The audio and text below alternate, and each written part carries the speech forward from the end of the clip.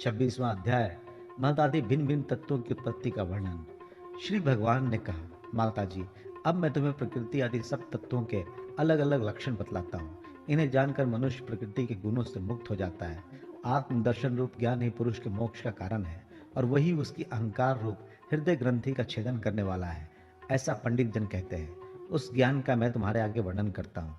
ये सारा जगत जिससे व्याप्त होकर प्रकाशित होता है, वह आत्मा ही पुरुष है। वह अनादि निर्गुण प्रकृति से परे अंतःकरण में स्फुरित होने वाला और स्वयं प्रकाश है। उस सर्वव्यापक पुरुष ने अपने पास लीला विलास पूर्वक आई हुई अव्यक्त और त्रिगुणात्मिका वैष्णवी माया को स्वेच्छा से स्वीकार कर लिया। लीला परायण प्रकृति अपने सत्वादि गुणों द्वारा उन्हीं के अनुरूप प्रजा की सृष्टि करने लगी। यह देख पुरुष ज्ञान को आच्छादित करने वाली उसकी आवरण शक्ति से मोहित हो गया, अपने स्वरूप को भूल गया।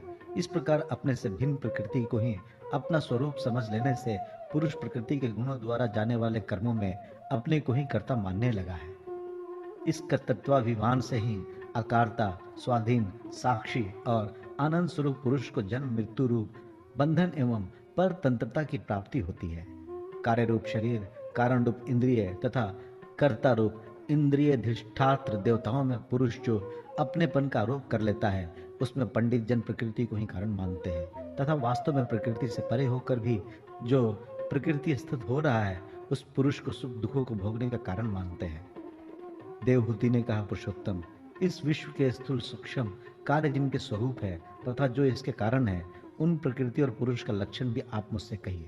श्री भगवान ने कहा, जो त्रिगुणात्मक अव्यक्त नित्य और कार्य कारण रूप है तथा स्वयं निर्विशेष होकर भी संपूर्ण विशेष धर्मों का आश्रय है, उस प्रधान नामक तत्व को ही प्रकृति कहते हैं।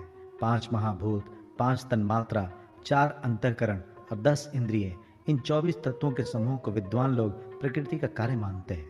पृथ्वी, जल, तेज, वायु और आकाश, ये 5 महाभूत हैं। गंध, रस, रूप, स्पर्श और शब्द, ये 5 तन्मात्र माने गए हैं। श्रोत्र, त्वचा, चक्षु, रसना, नासिका, वाक, पाणी, पाद, उपस्थ और पायु, ये 10 इंद्रियां हैं। मन, बुद्धि, चित्त और अहंकार, इन 4 के रूप में एक ही अंतःकरण अपनी संकल्प, निश्चय, चिंता और अभिमान रूपा 4 प्रकार की वृत्तियों से लक्षित होता है। इस प्रकार तत्वज्ञानी पुरुषों ने सगुण ब्रह्म के सन्निवेश स्थान इन 24 तत्वों की संख्या बतलाई है। इनके सिवा जो काल है, वह 25वां तत्व है।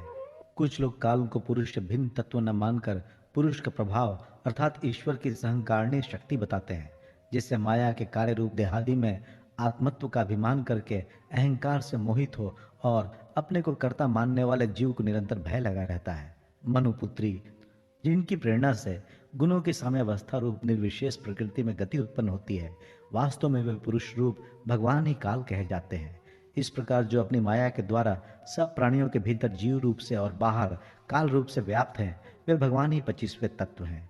जब परम पुरुष परमात्मा ने जीवों के अदृष्ट वश क्षोभ को प्राप्त हुई संपूर्ण जीवों की उत्पत्ति स्थान रूपा अपनी माया में चिशक्ति रूप वीर्य स्थापित किया, तो उससे तजोमय महतत्व उत्पन्न हुआ। लय विक्षेपादि रहित तथा जगत के अंकुर रूप इस महतत्व ने अपने में स्थित विश्व को प्रकट करने के लिए अपने स्वरूप को आच्छादित करने वाले प्रलयकालीन अंधकार को अपने ही तेज से पी लिया। जो सत्व गुण में स्वच्छ, शांत और भगवान की उपलब्धि का स्थान रूप चित है, वही महतत्व है और उसी को वासुदेव कहते हैं। जिस प्रकार पृथ्वी आदि अन्य पदार्थों के संसर्ग से पूर्व जल अपनी स्वाभाविक फेन तरंगादि रहित अवस्था में अत्यंत स्वच्छ, विकार शून्य एवं शांत होता है, उसी प्रकार अपनी स्वभाव की अवस्था की दृष्टि से स्वच्छत्व, अविकारित्व और शांतत्व ही वृत्तियों सहित चित्त का लक्षण कहा गया है। तदनंतर भगवान के वीर रूप चित्त शक्ति से उत्पन्न हुए महतत्व के विकृत होने पर उससे क्रिया शक्ति प्रधान अहंकार उत्पन्न हुआ। वो वैकारिक, तेजस और तामस भेद से 3 प्रकार का है। उसी से क्रमशः मन, इंद्रियों और पंच महाभूतों की उत्पत्ति हुई है। इस भूत, इंद्रिय और मन रूप अहंकार को ही पंडित जन साक्षात संकर्षण नामक सहस्त्र सिर वाले अनंत देव कहते हैं। इस अहंकार का देवता रूप से कर्तव्य, इंद्रिय रूप से कर्णत्व और पंचभूत रूप से कार्यत्व लक्षण है तथा सत्वादि गुणों के संबंध से शांतत्व, घोरत्व और मूढ़त्व भी इसी के लक्षण है। उपयुक्त 3 प्रकार के अहंकारों में से वैकारिक अहंकार के विकृत होने पर उससे मन हुआ, जिसके संकल्प विकल्पों से कामनाओं की उत्पत्ति होती है। यह मनस्तत्व ही इंद्रियों के अधिष्ठाता अनिरुद्ध के नाम से प्रसिद्ध है। योगी जिन शरदकालीन नील कमल के समान श्याम वर्ण वाले इन अनिरुद्ध जी के स्नेह स्नेह मन को वशीभूत करके आराधना करते हैं, साध्वी फिर तेजस अहंकार में विकार होने पर उससे बुद्धित्व उत्पन्न हुआ। वस्तु का स्फुरण रूप विज्ञान और इंद्रियों के व्यापार में सहायक होना, पदार्थों का विशेष ज्ञान करना, ये बुद्धि के कार्य हैं। वृत्तियों के भेद से संशय, विपर्य, विपरीत ज्ञान, निश्चय, स्मृति और निद्रा भी बुद्धि के ही लक्षण है। यह बुद्धित्व ही प्रद्युम्न है। इंद्रिया भी तेजस अहंकार का ही कार्य है। कर्म और ज्ञान के विभाग से उनके कर्मेंद्रिया और ज्ञानेंद्रिय दो भेद हैं। उनके कर्म प्राण की शक्ति है और ज्ञान बुद्धि की। भगवान की चेतना शक्ति की प्रेरणा से तामस अहंकार के विकृत होने पर उससे शब्द तन्मात्र का प्रादुर्भाव हुआ। शब्द तन्मात्र से आकाश तथा शब्द का ज्ञान कराने वाली श्रोतेंद्रिय उत्पन्न हुई। अर्थ का प्रकाशक होना, ओट में खड़े हुए वक्ता का भी ज्ञान करा देना और आकाश का सूक्ष्म रूप होना, विद्वानों के मत में यही शब्द के लक्षण है। भूतों को अवकाश देना, सबके बाहर भीतर वर्तमान रहना तथा प्राण, इंद्रिय और मन का आश्रय होना, यह आकाश के वृत्ति कार्य रूप लक्षण है। फिर शब्द तन्मात्रा के कार्य आकाश में काल गति से विकार होने पर स्पर्श तन्मात्र हुआ और उससे वायु तथा स्पर्श का ग्रहण कराने वाली त्वगेंद्रिय त्वचा उत्पन्न हुई। कोमलता, कठोरता, शीतलता और उष्णता तथा वायु का सूक्ष्म रूप होना, यह स्पर्श के लक्षण है। वृक्ष की शाखा आदि को हिलाना, तृणादि को इकट्ठा कर देना, सर्वत्र पहुंचना, गंधादि युक्त द्रव्य को घ्राणादि इंद्रियों के पास तथा शब्द को श्रोत इंद्रिय के समीप ले जाना तथा समस्त इंद्रियों को कार्य शक्ति देना, ये वायु की वृत्तियों के लक्षण है।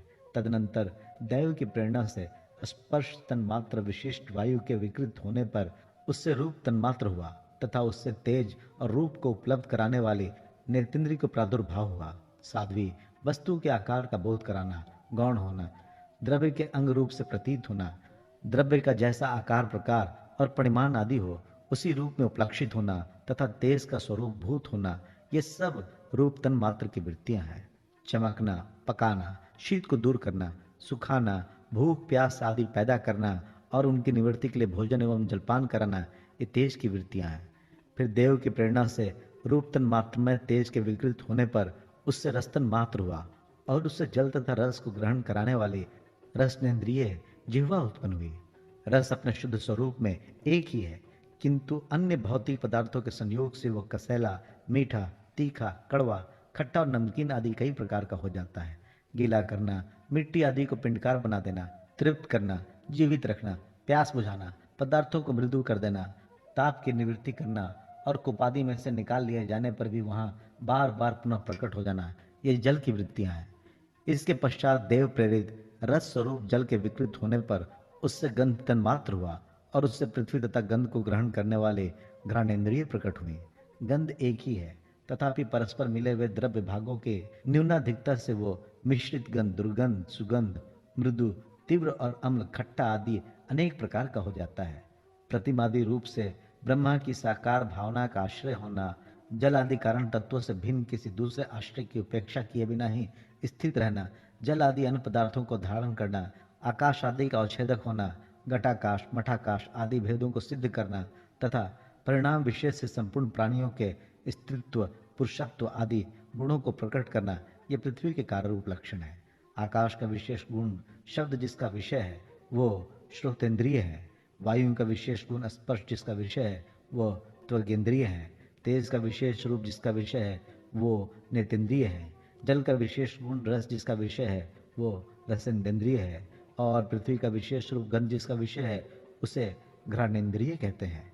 वायु आदि कार्य तत्वों में आकाश आदि कारण तत्वों के रहने से उनके गुण भी अनुभूत देखे जाते हैं। इसलिए समस्त महाभूतों के गुण शब्द, स्पर्श, रूप, रस और गंध केवल पृथ्वी में ही पाए जाते हैं। जब महतत्व, अहंकार और पंचभूत ये सात तत्व परस्पर मिल न सके, पृथक पृथक ही रह गए, तब जगत के आदि कारण श्री नारायण ने काल, अदृष्ट और सत्वादि गुणों के सहित उनमें प्रवेश किया। फिर परमात्मा के प्रवेश से शुद्ध और आपस में मिले हुए उन तत्वों से एक जड़ अंड उत्पन्न हुआ। उस अंड से इस विराट पुरुष की अभिव्यक्ति हुई। इस अंड का नाम विशेष है। इसी के अंतर्गत श्री हरि के स्वरूप भूत 14 भुवनों का विस्तार है। ये चारों ओर से क्रमशः एक दूसरे से 10 गुने जल, अग्नि, वायु, आकाश, अहंकार और महतत्व इन 6 आवरणों से घिरा हुआ है। इन सब के बाहर 7वां आवरण प्रकृति का है। कारण में जल में स्थित उस तेजोमय अंड से उठकर उस विराट पुरुष ने पुनः उसमें प्रवेश किया और फिर उसमें कई प्रकार के छिद्र किए। सबसे पहले उसमें मुख प्रकट हुआ, उससे वाक इंद्रिय और उसके अनंतर वाक का अधिष्ठाता अग्नि उत्पन्न हुआ। फिर नाक के छिद्र नथुने प्रकट हुए, उनसे प्राण सहित घ्राणेन्द्रिय उत्पन्न हुई। घ्राण के बाद उसका अधिष्ठाता वायु उत्पन्न हुआ। तत्पश्चात नेत्र गोलक प्रकट हुए, उनमें चक्षु इंद्रिय प्रकट हुई और उसके अनंतर उसका अधिष्ठाता सूर्य उत्पन्न हुआ। फिर कानों के छिद्र प्रकट हुए, उनसे उनके इंद्रिय स्त्रोत और उसके अभिमानी दिग देवता प्रकट हुए। इसके बाद उस विराट पुरुष के त्वचा उत्पन्न हुई, उससे रोम, मूछ, दाढ़ी तथा सिर के बाल प्रकट हुए और उनके बाद त्वचा की अभिमानी औषधियां, अन्न आदि उत्पन्न हुई। इसके पश्चात लिंग प्रकट हुआ, उससे वीर्य और वीर्य के बाद लिंग का अभिमानी अपोदेव जल उत्पन्न हुआ। फिर गुदा प्रकट हुई, उससे अपान वायु और अपान के बाद उसका अभिमानी लोगों को भयभीत करने वाला मृत्यु देवता उत्पन्न हुआ। तदनंतर हाथ प्रकट हुए, उनसे बल और बल के बाद हस्तेन्द्रिय अभिमानी इंद्र उत्पन्न हुआ। फिर चरण प्रकट हुए, उनसे गति गमन की क्रिया और फिर पादेन्द्रिय अभिमानी विष्णु देवता उत्पन्न हुआ। इसी प्रकार जब विराट पुरुष के नाड़ियां प्रकट हुई तो उनसे रुधिर उत्पन्न हुआ और उससे नदियां हुई। फिर उसके उदर पेट प्रकट हुआ, उससे क्षुधा पिपासा की अभिव्यक्ति। 27वां अध्याय प्रकृति पुरुष के विवेक से मोक्ष प्राप्ति का वर्णन। श्री भगवान कहते हैं, माता जी, जिस तरह जल में प्रतिबिंबित सूर्य के साथ जल के शीतलता, चंचलता आदि गुणों का संबंध नहीं होता, उसी प्रकार प्रकृति के कार्य शरीर में स्थित रहने पर भी आत्मा वास्तव में उसके सुख दुखादि धर्मों से लिप्त नहीं होता, क्योंकि वो स्वभाव से निर्विकार, अकर्ता और निर्गुण है। किंतु जब वही प्राकृत गुणों से अपना संबंध स्थापित कर लेता है, तब अहंकार से मोहित होकर मैं करता हूं ऐसा मानने लगता है। उस अभिमान के कारण वह देह के संसर्ग से किए हुए पुण्य पाप रूप कर्मों के दोष से अपनी स्वाधीनता और शांति खो बैठता है तथा उत्तम, मध्यम और नीच योनियों में उत्पन्न होकर संसार चक्र में घूमता रहता है। जिस प्रकार स्वप्न में भय शोकादि का कोई कारण ना होने पर भी स्वप्न के पदार्थों में आस्था हो जाने के कारण दुख उठाना पड़ता है, उसी प्रकार भय, शोक, अहंकार, मम एवं जन्म मरणादि रूप संसार की कोई सत्ता न होने पर भी अविद्यावश विषयों का चिंतन करते रहने से जीव का संसार चक्र कभी निवृत्त नहीं होता। इसलिए बुद्धिमान मनुष्य को उचित है कि असन्न मार्ग विषय चिंतन में फंसे हुए चित्त को तीव्र भक्ति योग और वैराग्य के द्वारा धीरे धीरे अपने वश में लावे। यमादि योग साधनों के द्वारा श्रद्धा पूर्वक अभ्यास, चित्त को बारंबार एकाग्र करते हुए मुझ में सच्चा भाव रखने, मेरी कथा श्रवण करने, समस्त प्राणियों में संभाव रखने, किसी से वैर न करने, आसक्ति के त्याग, ब्रह्मचर्य, मौन व्रत और बलिष्ठ अर्थात भगवान को समर्पित किए हुए स्वधर्म से जिसे ऐसी स्थिति प्राप्त हो गई है कि प्रारब्ध के अनुसार जो कुछ मिल जाता है उसी में संतुष्ट रहता है, परिमित भोजन करता है, सदा एकांत में रहता है, शांत स्वभाव है, सबका मित्र है, दयालु और धैर्यवान है, प्रकृति और पुरुष के वास्तविक स्वरूप के अनुभव से प्राप्त हुए तत्व ज्ञान के कारण स्त्री पुत्रादि संबंधियों के सहित इस देह में मैं मेरेपन का मिथ्या अभिनिवेश नहीं करता, बुद्धि की जागृदादि अवस्थाओं से भी अलग हो गया है तथा परमात्मा के सिवा और कोई वस्तु नहीं देखता। वह आत्मदर्शी मुनि नेत्रों से सूर्य को देखने की भांति अपने शुद्ध अंतःकरण द्वारा परमात्मा का साक्षात्कार कर उस अद्वितीय ब्रह्म पद को प्राप्त हो जाता है, जो देहादि संपूर्ण उपाधियों से पृथक अहंकार आदि मिथ्या वस्तुओं में सत्य रूप से भासने वाला जगत कारण भूता, प्रकृति का अधिष्ठान, मैदादि कार्य वर्ग प्रकाशक और कार्य कारण रूप संपूर्ण पदार्थों में व्याप्त है। जिस प्रकार जल में पड़ा हुआ सूर्य का प्रतिबिंब दीवार पर पड़े हुए अपने आभास के संबंध से देखा जाता है और जल में दिखने वाले प्रतिबिंब से आकाश स्थित सूर्य का ज्ञान होता है, उसी प्रकार वैकारिक आदि भेद से 3 प्रकार का अहंकार देह, इंद्रिय और मन में स्थित अपने प्रतिबिंबों से लक्षित होता है और फिर सत्य परमात्मा के प्रतिबिंब युक्त उस अहंकार के द्वारा सत्य ज्ञान स्वरूप परमात्मा का दर्शन होता है, जो सुषुप्ति के समय निद्रा से शब्दादि भूत सूक्ष्म इंद्रिय और मन बुद्धि आदि के अव्याकृत में लीन हो जाने पर स्वयं जागता रहता है और सर्वथा अहंकार शून्य है। जागृत अवस्था में यह आत्मा भूत सूक्ष्मादि दृश्य वर्ग के दुष्टा रूप में स्पष्ट अनुभव में आता है, किंतु सुषुप्ति के समय अपने अपने उपाधि भूत अहंकार का नाश होने से वो भ्रमवश अपने को ही नष्ट हुआ मान लेता है। और जिस प्रकार धन का नाश हो जाने पर मनुष्य अपने को भी नष्ट हुआ मानकर अत्यंत व्याकुल हो जाता है, उसी प्रकार वो भी अत्यंत विवश होकर नश्वत हो जाता है। माताजी, इन सब बातों का मनन करके विवेकी पुरुष अपने आत्मा का अनुभव कर लेता है, जो अहंकार के सहित संपूर्ण तत्वों का अधिष्ठान और प्रकाशक है। देवहूति ने पूछा, प्रभु, पुरुष और प्रकृति दोनों ही नित्य और एक दूसरे के आश्रय से रहने वाले हैं, इसलिए प्रकृति तो पुरुष को कभी छोड़ ही नहीं सकती। ब्रह्मन, जिस प्रकार गंध और पृथ्वी तथा रस और जल की पृथक पृथक स्थिति नहीं हो सकती, उसी प्रकार पुरुष और प्रकृति भी एक दूसरे को छोड़कर नहीं रह सकते। अतः जिनके आश्रय से अकर्ता पुरुष को यह कर्म बंधन प्राप्त हुआ है, उन प्रकृति के गुणों के रहते हुए उससे कैवल्य पद कैसे प्राप्त होगा? यदि तत्वों का विचार करने से कभी यह संसार बंधन का तीव्र भय निवृत्त हो भी जाए, तो भी उसके निमित्त भूत प्राकृत गुणों के अभाव न होने से वो भय फिर उपस्थित हो सकता है। श्री भगवान ने कहा, माताजी, जिस प्रकार अग्नि का उत्पत्ति स्थान अरणि अपने से ही उत्पन्न अग्नि से जलकर भस्म हो जाती है, उसी प्रकार निष्काम भाव से किए हुए स्वधर्म पालन द्वारा अंतःकरण शुद्ध होने से बहुत समय तक भगवत कथा श्रवण द्वारा पुष्ट हुई मेरी तीव्र भक्ति से, तत्व साक्षात्कार कराने वाले ज्ञान से, प्रबल वैराग्य से, व्रत नियमादि के सहित किए हुए ध्यानाभास से और चित्त की प्रगाढ़ एकाग्रता से पुरुष की प्रकृति अविद्या दिन रात क्षीण होती हुई धीरे धीरे लीन हो जाती है।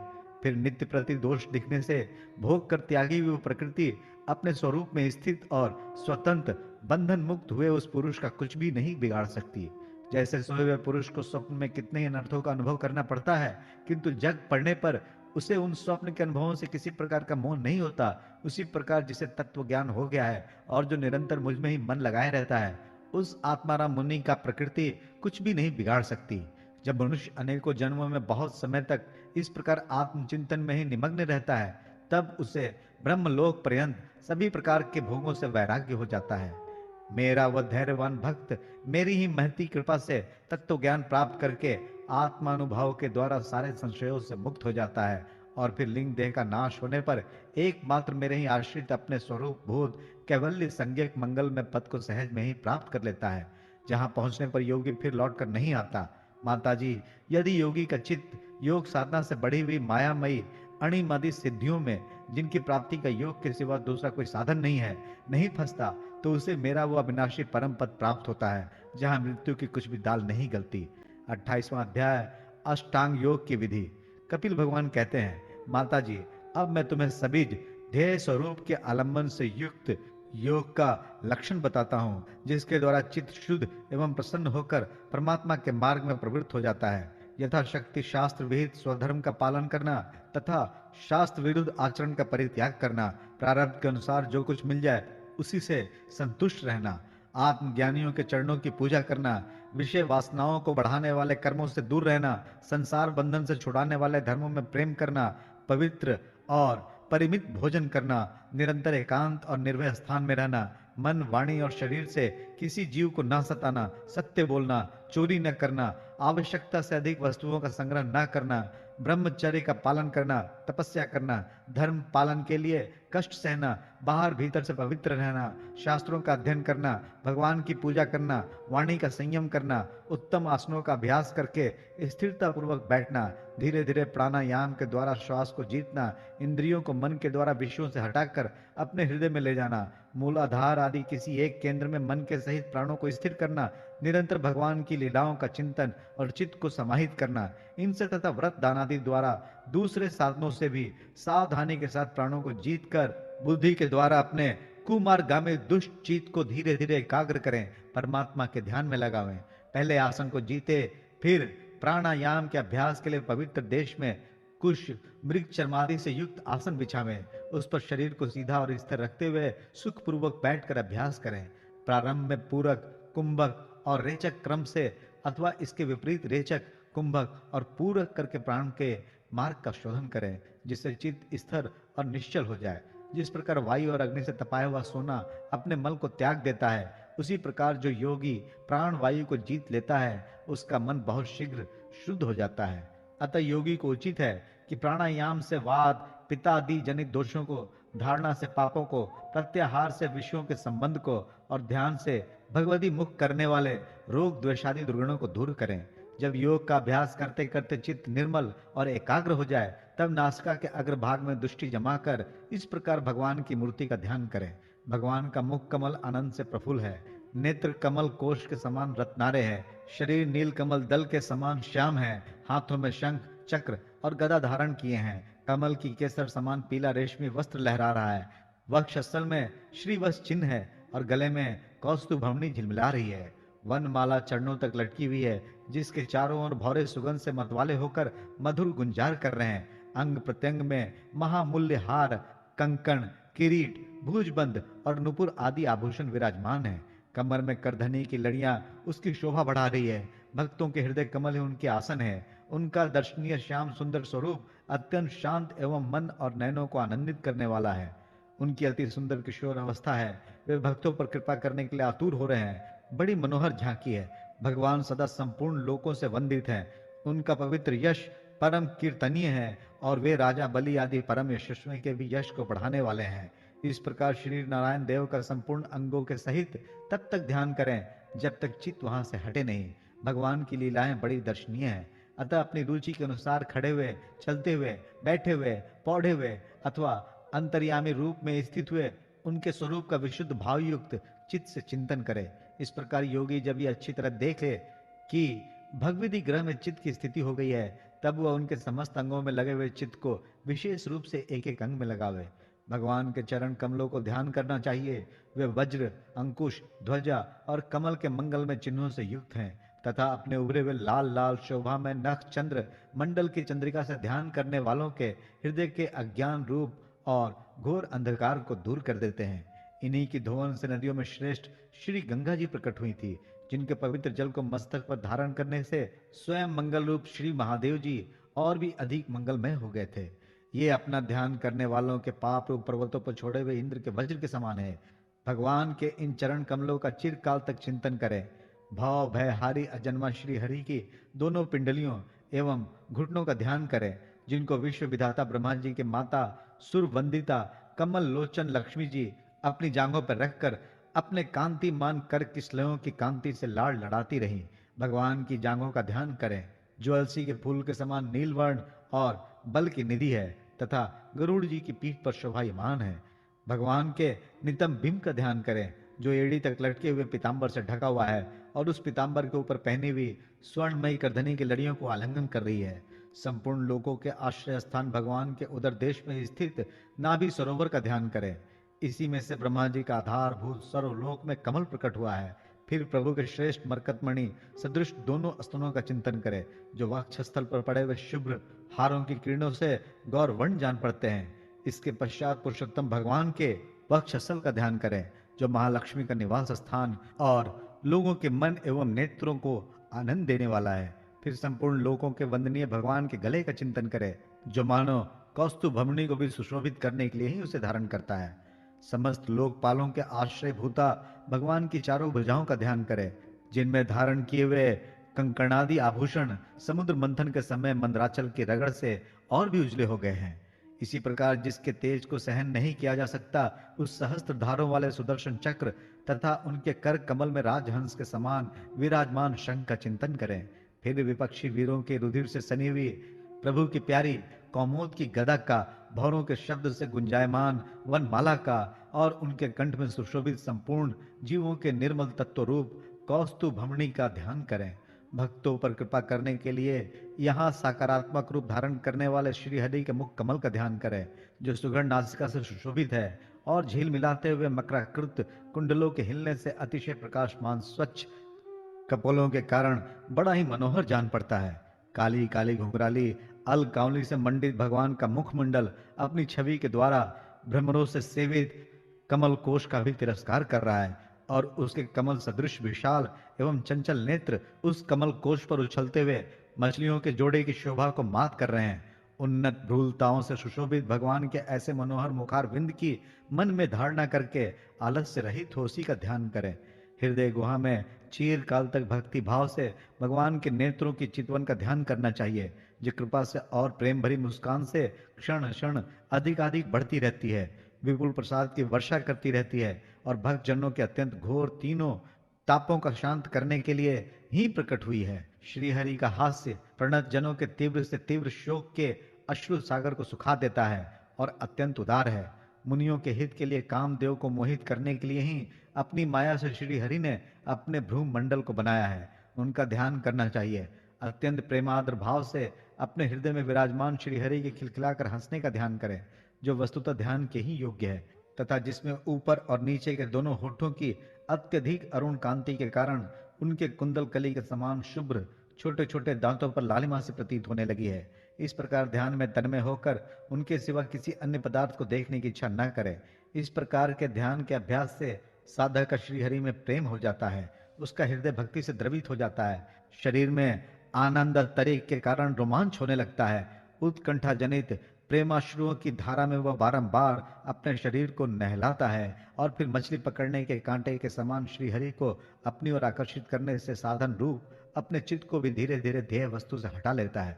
जैसे तेल आदि के चूक जाने पर दीप शिखा अपने कारण रूप तेजस तत्व में लीन हो जाती है, वैसे ही आश्रय विषय और राग से रहित होकर मन शांत ब्रह्माकार हो जाता है। इस अवस्था के प्राप्त होने पर जीव गुण प्रवाह रूप देहादि उपाधि के निवृत्त हो जाने के कारण ध्याता ध्येय आदि विभाग से रहित एक अखंड परमात्मा को ही सर्वत्र अनुगत देखता रहता है। योगाभ्यास से प्राप्त हुई चित्त की इस अविद्या रहित लय रूप निवृत्ति से अपनी सुख दुख रहित ब्रह्मा रूप महिमा में स्थित होकर परमात्मा तत्व का साक्षात्कार कर लेने पर वो योगी जिस सुख दुख के भोक्तत्व को पहले अज्ञानवश अपने स्वरूप में देखता था, उसे अब अविद्याकृत अहंकार में ही देखता है। जिस प्रकार मदिरा के मत से मतवाले पुरुष को अपनी कमर पर लपेटे हुए वस्त्र के रहने या गिरने का कुछ भी सुधि नहीं रहती, इसी प्रकार चरमावस्था को प्राप्त हुए सिद्ध पुरुष को भी अपनी देह के उठने बैठने अथवा दैववश कहीं जाने या लौट आने के विषय में कुछ भी ज्ञान नहीं रहता, क्योंकि वो अपने परमानंदमय स्वरूप में स्थित है। उसका शरीर तो पूर्व जन्म के संस्कारों के अधीन है, अतः जब तक उसका आरंभक प्रारब्ध शेष है तब तक वह इंद्रियों के सहित जीवित रहता है। किंतु जिसे समाधि पर्यंत योग के स्थिति प्राप्त हो गई है और जिसने परमात्मा तत्व को भली भांति जान लिया है, वह सिद्ध पुरुष पुत्र कलत्रादि के सहित इस शरीर को स्वप्न में प्रतीत होने वाले शरीरों के समान फिर स्वीकार नहीं करता, फिर उसमें अहंता ममता नहीं करता। जिस प्रकार अत्यंत स्नेह के कारण पुत्र और धनादि में भी साधारण जीवों की आत्मबुद्धि रहती है, किंतु थोड़ा सा विचार करने से ही वे उनसे स्पष्टतया अलग दिखाई देते हैं, उसी प्रकार जिन्हें ही अपना आत्मा मान बैठा है, उन देहादि से भी उनका साक्षी पुरुष पृथक ही है। जिस प्रकार जलती हुई लकड़ी से, चिंगारी से, स्वयं अग्नि से ही प्रकट हुए धुएं से तथा अग्नि रूप माने जाने वाली उस जलती हुई लकड़ी से भी अग्नि वास्तव में पृथक ही है, उसी प्रकार भूत इंद्रिय और अंतःकरण से उनका साक्षी आत्मा अलग है तथा जीव कहलाने वाले उस आत्मा से भी ब्रह्म भिन्न है और प्रकृति से उसका संचालक पुरुषोत्तम भिन्न है। जिस प्रकार देह दृष्टि से जरायुज, अंडज, स्वदेज और उद्भिज चारों प्रकार के प्राणी पंचभूत मात्र हैं, उसी प्रकार संपूर्ण जीवों में आत्मा को और आत्मा में संपूर्ण जीवों को अनन्य भाव से अनुगत देखें। जिस प्रकार एक ही अग्नि के अपने पृथक पृथक आश्रयों में उनकी विभिन्नता के कारण भिन्न भिन्न आकार का दिखाई देता है, उसी प्रकार देव मनुष्य आदि शरीर में रहने वाला एक ही आत्मा अपने आश्रयों के गुण भेद के कारण भिन्न भिन्न प्रकार का भासता है। अतः भगवान का भक्त जीवन के स्वरूप को छिपा देने वाले कार्य कारण रूप से परिणाम को प्राप्त हुई भगवान की इस अचिंत शक्तिमयी माया को भगवान की कृपा से जीत कर अपने वास्तविक स्वरूप ब्रह्म रूप में स्थित होता है। 29वां अध्याय भक्ति का मर्म और काल की महिमा। देवहूति ने पूछा, प्रभु प्रकृति पुरुष और महतत्व आदि के जैसा लक्षण सांख्य शास्त्र में कहा गया है तथा जिसके द्वारा उनका वास्तविक स्वरूप अलग अलग जान जाता है और भक्ति योग को ही जिसका प्रयोजन कहा गया है, वह आपने मुझे बताया। अब कृपा करके भक्ति योग का मार्ग मुझे विस्तार पूर्वक बताइए। इसके सिवा जीवों की जन्म मरण रूप अनेक प्रकार की गतियों का भी वर्णन कीजिए, जिनके सुनने से जीव को सब प्रकार की वस्तुओं से वैराग्य होता है, जिसके भय से लोग शुभ कर्मों में प्रवृत्त होते हैं और जो ब्रह्मादि का भी शासन करने वाला है। उस सर्वसमर्थ काल का स्वरूप भी आप मुझसे कहिए। ज्ञान दृष्टि के लुप्त हो जाने के कारण देहादि मिथ्या वस्तुओं में जिन्हें आत्माभिमान हो गया है तथा बुद्धि के कर्मासक्त रहने के कारण अत्यंत श्रमित होकर जो चिरकाल से अपार अंधकार में संसार में सोए पड़े हैं, उन्हें जगाने के लिए आप योग प्रकाशक सूर्य ही प्रकट हुए हैं। श्री मैत्री जी कहते हैं, कुरुश्रेष्ठ विदुर जी, माता का ये मनोहर वचन सुनकर महामुनि कपिल जी ने उनकी प्रशंसा की और जीवों के प्रति दया से द्रवीभूत हो बड़ी प्रसन्नता के साथ उनसे इस प्रकार बोले। श्री भगवान ने कहा, माता जी, साधकों के भाव के अनुसार भक्ति योग का अनेक प्रकार से प्रकाश होता है, क्योंकि स्वभाव और गुणों के भेद से मनुष्यों के भाव में भी विभिन्नता आ जाती है। जो भेददर्शी क्रोधी पुरुष हृदय में हिंसा, दंभ अथवा मात्सर्य का भाव रखकर मुझसे प्रेम करता है, वह मेरा तामस भक्त है। जो पुरुष विषय, यश और ऐश्वर्य की कामना से प्रतिमादि में मेरा भेदभाव से पूजन करता है, वह राजस भक्त है। जो व्यक्ति पापों का क्षय करने के लिए, परमात्मा को अर्पण करने के लिए और पूजन करना कर्तव्य है, इस बुद्धि से मेरा भेदभाव से पूजन करता है, वह सात्विक भक्त है। जिस प्रकार गंगा का प्रवाह अखंड रूप से समुद्र की ओर बहता रहता है, उसी प्रकार मेरे गुणों के श्रवण मात्र से मन की गति का तैल धारावत अविच्छिन्न रूप से मुझ सर्वांतर्यामी के प्रति हो जाना तथा मुझ पुरुषोत्तम में निष्काम और अनन्य प्रेम होना, यह निर्गुण भक्ति योग का लक्षण कहा गया है। ऐसे निष्काम भक्त दिए जाने पर भी मेरी सेवा को छोड़कर सालोक्य, शास्त्रीय समीप्य, सारूप्य और सायुज्य मोक्ष तक नहीं लेते। भगवत सेवा के लिए मुक्ति का तिरस्कार करने वाला यह भक्ति योग ही परम पुरुषार्थ अथवा साध्य कहा गया है। इसके द्वारा पुरुष तीनों गुणों को लांघ कर मेरे भाव को, मेरे प्रेम रूप अप्रकृत स्वरूप को प्राप्त हो जाता है। निष्काम भाव से श्रद्धा पूर्वक अपने नित्य नैमित्तिक कर्तव्यों का पालन कर नित्य प्रति हिंसा रहित उत्तम क्रिया योग का अनुष्ठान करने, मेरी प्रतिमा का दर्शन, स्पर्श, पूजा, स्तुति और वंदना करने, प्राणियों में मेरी भावना करने, धैर्य और वैराग्य के अवलंबन, महापुरुषों का मान, दीनों पर दया और समान स्थिति वालों के प्रति मित्रता का व्यवहार करने, यम नियमों का पालन, अध्यात्म शास्त्रों का श्रवण और मेरे नामों का उच्च स्वर से कीर्तन करने से तथा मन की सरलता, सत्पुरुषों के संग और अहंकार के त्याग से मेरे धर्मों का, भागवत धर्मों का अनुष्ठान करने वाले भक्त पुरुष का चित्त अत्यंत शुद्ध होकर मेरे गुणों के श्रवण मात्र से अनायास ही मुझसे लग जाता है।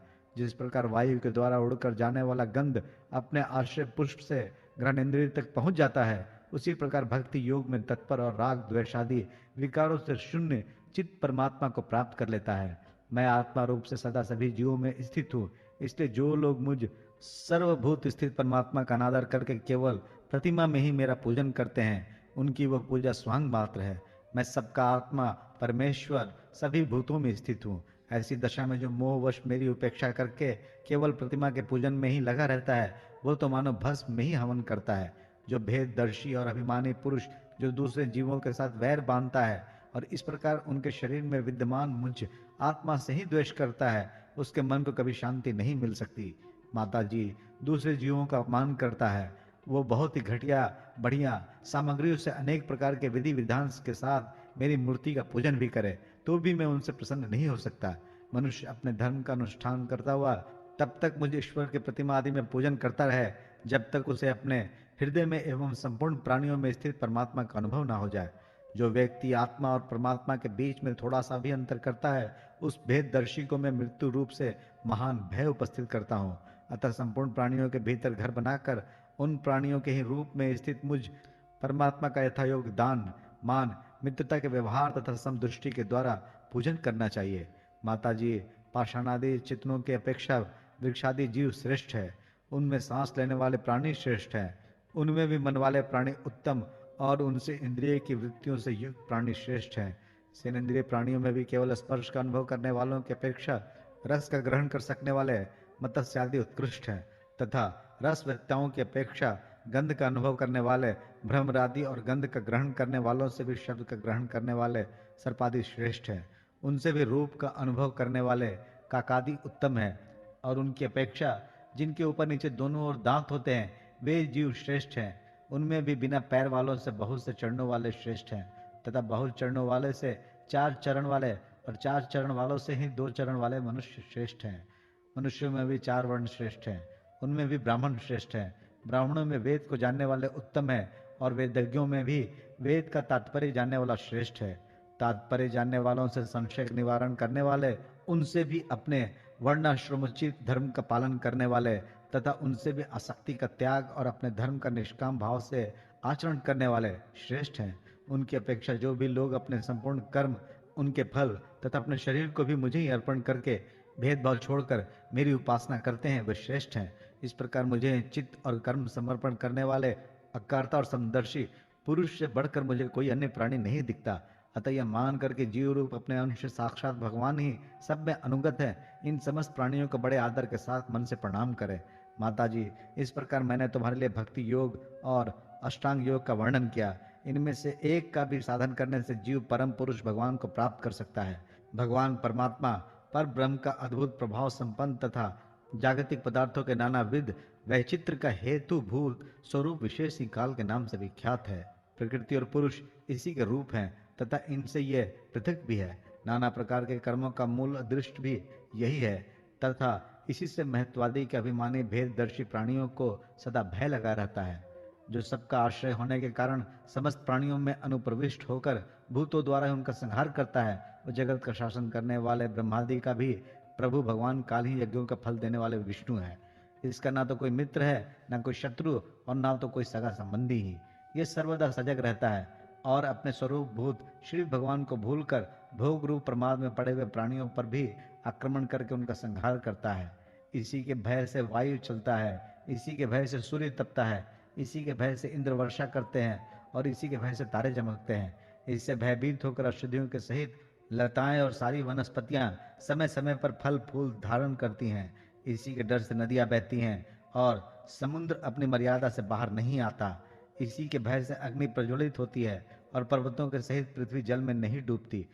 इसी के शासन से ये आकाश जीवित प्राणियों को श्वास प्रश्वास के लिए अवकाश देता है और महत्व अहंकार रूप शरीर का 7 आवरणों से युक्त ब्रह्मांड के रूप में विस्तार करता है। इस काल के ही भय से सत्वादि गुणों के नियामक विष्णु आदि देवगण, जिनके अधीन ये सारा चराचर जगत है, अपने जगत रचना आदि कार्यों में युग क्रम से तत्पर रहते हैं। यह अविनाशी काल स्वयं अनादि किंतु दूसरों का आदिकर्ता उत्पादक है तथा स्वयं अनंत होकर भी दूसरों का अंत करने वाला है।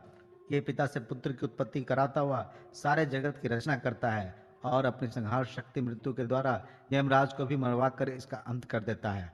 30वां अध्याय देह ज्ञ में आसक्त पुरुषों की अधोगति का वर्णन। कपिल देव जी कहते हैं, माता जी, जिस प्रकार वायु के द्वारा उड़ाया जाने वाला मेघ समूह उसके बल को नहीं जानता, उसी प्रकार यह जीव भी बलवान काल की प्रेरणा से भिन्न भिन्न अवस्थाओं तथा योनियों में भ्रमण करता रहता है, किंतु उसके प्रबल पराक्रम को नहीं जानता। जीव सुख की अभिलाषा से जिस जिस वस्तु को बड़े कष्ट से प्राप्त करता है, उसी उसी को भगवान काल विनष्ट कर देते हैं, जिसके लिए उसे बड़ा शोक होता है। इसका कारण यही है कि मंदमती जीव अपने इस नाशवान शरीर तथा उसके संबंधियों के घर खेत और धन आदि को मोहवश नित्य मान लेता है। इस संसार में यह जीव जिस जिस योनि में जन्म लेता है, उसी उसी में आनंद मानने लगता है और उससे विरक्त नहीं होता। यह भगवान की माया से ऐसा मोहित हो रहा है कि कर्मवश नार की योनियों में जन्म लेने पर भी वहां के विष्ट आदि भोगों में ही सुख मानने के कारण उसे भी छोड़ना नहीं चाहता। यह मूर्ख अपने शरीर, स्त्री, पुत्र, गृह, पशु, धन और बंधु बांधवों में अत्यंत आसक्त होकर उनके संबंधों में नाना प्रकार के मनोरथ करता हुआ अपने को बड़ा भाग्यशाली समझता है। इनके पालन पोषण की चिंता से इसके संपूर्ण अंग जलते रहते हैं। तथापि दुर्वासनाओं से दूषित हृदय होने के कारण ये मूड निरंतर इन्हीं के लिए तरह तरह के पाप करता रहता है। उल्टा स्त्रियों के द्वारा एकांत में संभोग आदि के समय प्रदर्शित किए हुए कपटपूर्ण प्रेम में तथा बालकों की मीठी मीठी बातों में मन और इंद्रियों के फंस जाने से गृहस्थ पुरुष घर के दुख प्रदान कपटपूर्ण कर्मों में लिप्त हो जाता है। उस समय बहुत सावधानी करने पर यदि उसे किसी दुख का प्रतिकार करने में सफलता मिल जाती है तो उसे ही वो सुख समान लेता है।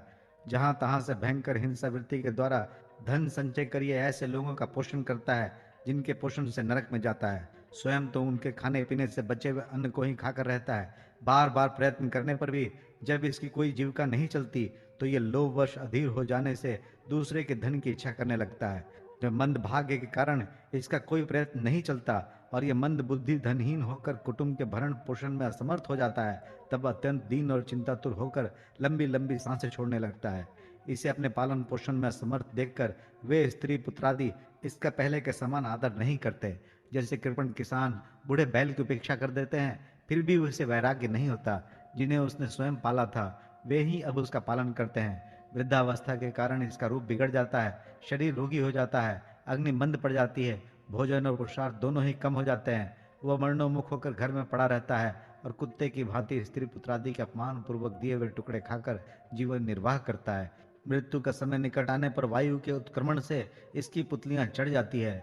श्वास प्रश्वास की नलिकाएं कफ से रुक जाती है, खांसने और सांस लेने में भी इसे बड़ा कष्ट होता है तथा कफ बढ़ जाने के कारण कंठ में घुरघुराहट होने लगती है।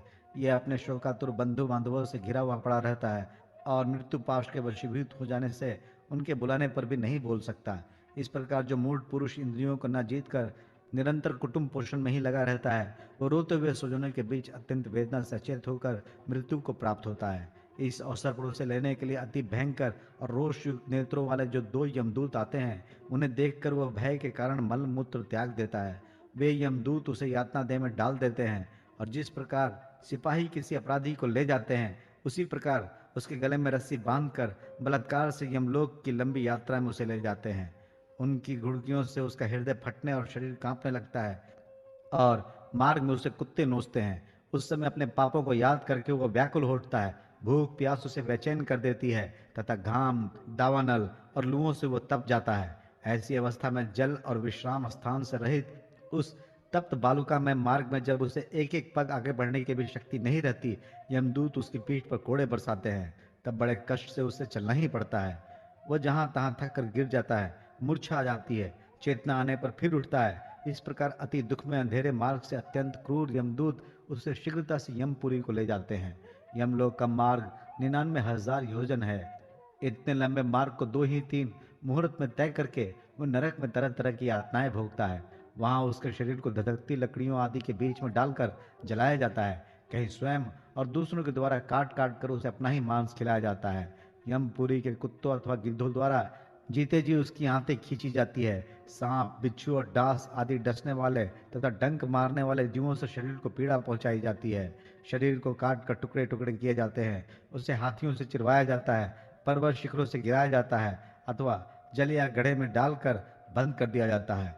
ये सब यातनाएं तथा इसी प्रकार तामिस्त्र, अंध तामिस्त्र एवं रौरव आदि नरकों की ओर भी अनेक यंत्रणाएं स्त्री हो या पुरुष उस जीव को पारस्परिक संसर्ग से होने वाले पाप के कारण भोगनी ही पड़ती है। माताजी, कुछ लोगों का कहना है कि स्वर्ग और नरक तो इसी लोक में है, क्योंकि जो नारकी आत्माएं हैं वे यहाँ भी देखी जाती है। इस प्रकार अनेक कष्ट भोग कर अपने कुटुंब का ही पालन करने वाला अथवा केवल अपना ही पेट भरने वाला पुरुष उन कुटुंब और शरीर दोनों को यहीं छोड़कर मरने के बाद अपने किए हुए पापों का ऐसा फल भोगता है। अपने शरीर को यहीं छोड़कर प्राणियों से द्रोह करके एकत्रित किए हुए पाप रूप पाथेय को साथ लेकर वह अकेला ही नरक में जाता है। मनुष्य अपने कुटुंब का पेट पालने में जो अन्याय करता है, उसका देव विहित कुफल वह नरक में जाकर भोगता है। उस समय वह ऐसा व्याकुल होता है मानो उसका सर्वस्व लूट गया हो। जो पुरुष निरी पाप की कमाई से अपने परिवार का पालन करने में व्यस्त रहता है, वो अंधतामिस्त नरक में जाता है, जो नरकों में चरम सीमा का कष्टप्रद स्थान है। मनुष्य जन्म मिलने के पूर्व जितनी भी आत्माएं हैं तथा शुकर कुकरादि योनियों के जितने कष्ट हैं, उन सबको क्रम से भोग कर शुद्ध हो जाने पर वह फिर मनुष्य योनि में जन्म लेता है। 31वां अध्याय, मनुष्य योनि को प्राप्त हुए जीव की गति का वर्णन। श्री भगवान कहते हैं, माता जी, जब जीव को मनुष्य शरीर में जन्म लेना होता है तो वह भगवान की प्रेरणा से अपने पूर्व कर्मानुसार देह प्राप्ति के लिए पुरुष के वीर्यकरण के द्वारा स्त्री के उदर में प्रवेश करता है। वहां वह एक रात्रि में स्त्री के रज में मिलकर एक रूप कलल बन जाता है, 5 रात्रि में बुद्बुद रूप हो जाता है, 10 दिन में बेर के समान कुछ कठिन हो जाता है और उसके बाद मांसपेशी अथवा अंडज प्राणियों में अंडे के रूप में परिणित हो जाता है। 1 महीने में उसके सिर निकल आते हैं, 2 मास में हाथ पांव आदि अंगों का विभाग हो जाता है और 3 मास में नख, रोम, अस्थि, चर्म, स्त्री पुरुष के चिन्ह तथा अन्य छिद्र उत्पन्न हो जाते हैं। 4 मास में उसमें मांस आदि 7 धातुएं पैदा हो जाती हैं। 5वें महीने में भूख प्यास लगने लगती है और 6ठे मास में झिल्ली से लिपट कर वह दाहिनी कोख में घूमने लगता है। उस समय माता के खाए हुए अन्न जल आदि से उसकी सब धातुएं पुष्ट होने लगती है और वह कृमि आदि जंतुओं के उत्पत्ति स्थान उस जघन्य मल मूत्र के गड्ढे में पड़ा रहता है। वो सुकुमार तो होता ही है, इसलिए जब वहां के भूखे कीड़े उसके अंग प्रत्यंग नोचते हैं, तब अत्यंत क्लेश के कारण वह क्षण क्षण में अचेत हो जाता है। माता के खाए हुए कड़वे, तीखे, गरम, नमकीन, रूखे और खट्टे आदि उग्र पदार्थों का स्पर्श होने से उसके सारे शरीर में पीड़ा होने लगती है। वह जीव माता के गर्भाशय में झिल्ली से लिपटा और आंतों से घिरा रहता है। उसका सिर पेट की ओर तथा पीठ और गर्दन कुंडलाकार मुड़े रहते हैं। वह पिंजड़े में बंद पक्षी के समान पराधीन एवं अंगों को हिलाने डुलाने में भी असमर्थ रहता है।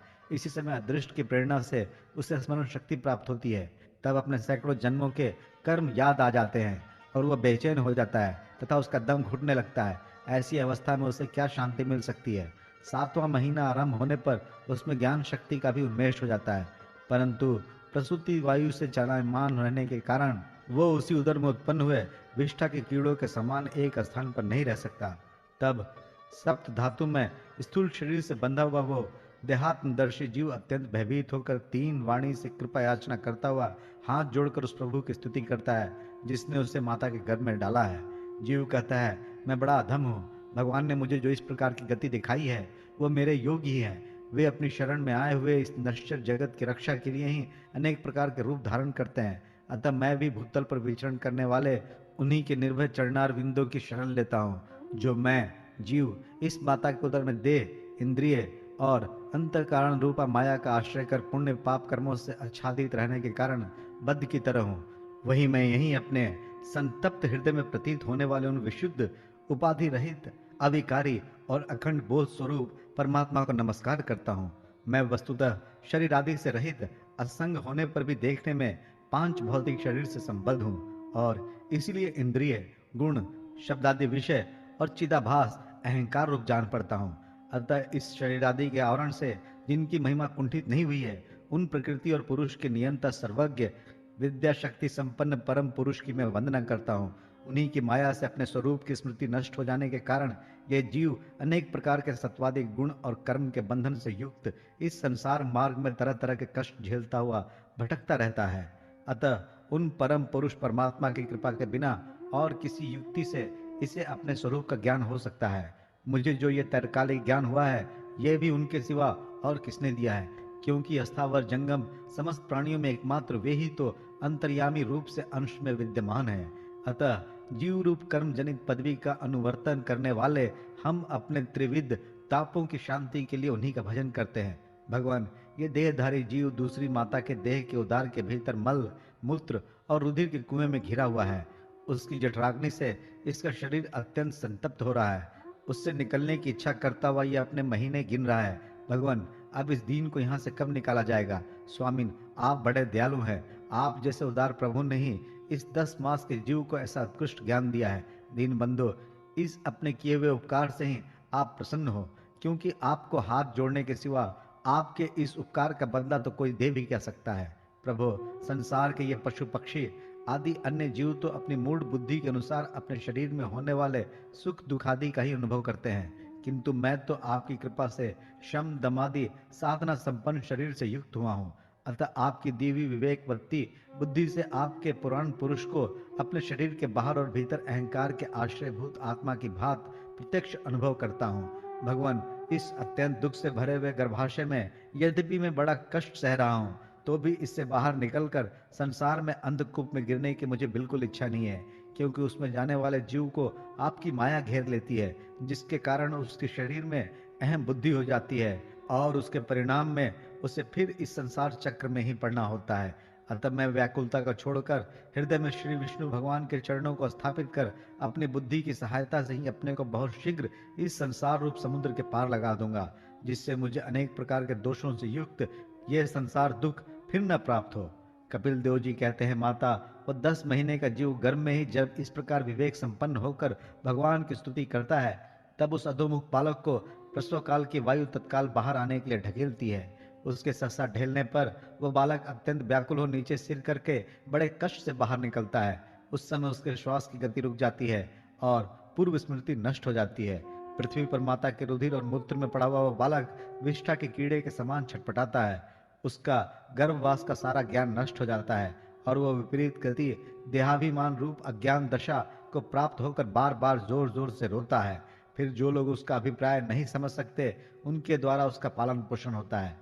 ऐसी अवस्था में उसे जो प्रतिकूलता प्राप्त होती है, उसका निषेध करने की शक्ति भी उसमें नहीं होती।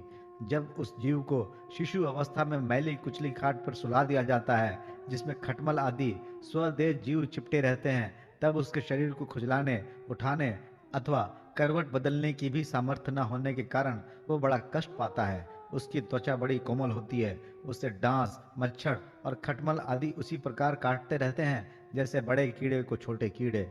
इस समय उसका गर्भावस्था का सारा ज्ञान जाता रहता है, सिवा रोने के वो कुछ नहीं कर सकता। इसी प्रकार बाल्य, कौमार और पौगंड अवस्थाओं के दुख भोग कर वह बालक युवावस्था में पहुंचता है। इस समय उसे यदि कोई इच्छित भोग नहीं प्राप्त होता तो अज्ञानवश उसका क्रोध उद्दीप्त हो उठता है और वो शोकाकुल हो जाता है। देह के साथ ही साथ अभिमान और क्रोध बढ़ जाने के कारण वो काम परम वश जीव अपना ही नाश करने के लिए दूसरे कामी पुरुषों के साथ वैर ठानता है। खोटी बुद्धि वाला वह ज्ञानी जीव पंचभूतों से रचे हुए इस देह में मिथ्या विनिवेश के कारण निरंतर मैं मेरेपन का अभिमान करने लगता है। जो शरीर इसे वृद्धावस्था आदि अनेक प्रकार के कष्ट ही देता है तथा अविद्या और कर्म के सूत्र से बंधा रहने के कारण सदा इसके पीछे लगा रहता है, उसी के लिए तरह तरह के कर्म करता रहता है, जिनमें बन जाने के कारण इसे बार बार संसार चक्र में पड़ना होता है। सन्मार्ग से चलते हुए यदि इसका किन्हीं जिह्वा और उपस्थेंद्रिय के भोगों में लगे हुए विषयी पुरुषों से समागम हो जाता है और यह उनमें आस्था करके उन्हीं का अनुगमन करने लगता है, तो पहले के समान ही फिर नारकी योनियों में पड़ता है, जिनके संग से इसके सत्य, शौच, बाहर भीतर की पवित्रता, दया, वाणी का संयम, बुद्धि, धन संपत्ति, लज्जा, यश, क्षमा, मन और इंद्रियों का संयम तथा ऐश्वर्य आदि सभी सद्गुण नष्ट हो जाते हैं।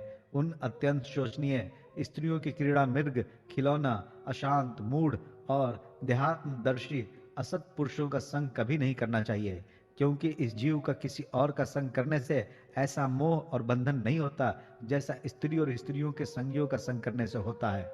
एक बार अपनी पुत्री सरस्वती को देखकर ब्रह्मा जी भी उसके रूप लावण्य से मोहित हो गए थे और उसके मृग रूप होकर भागने पर उसके पीछे निर्लजता पूर्वक मृग रूप होकर दौड़ने लगे।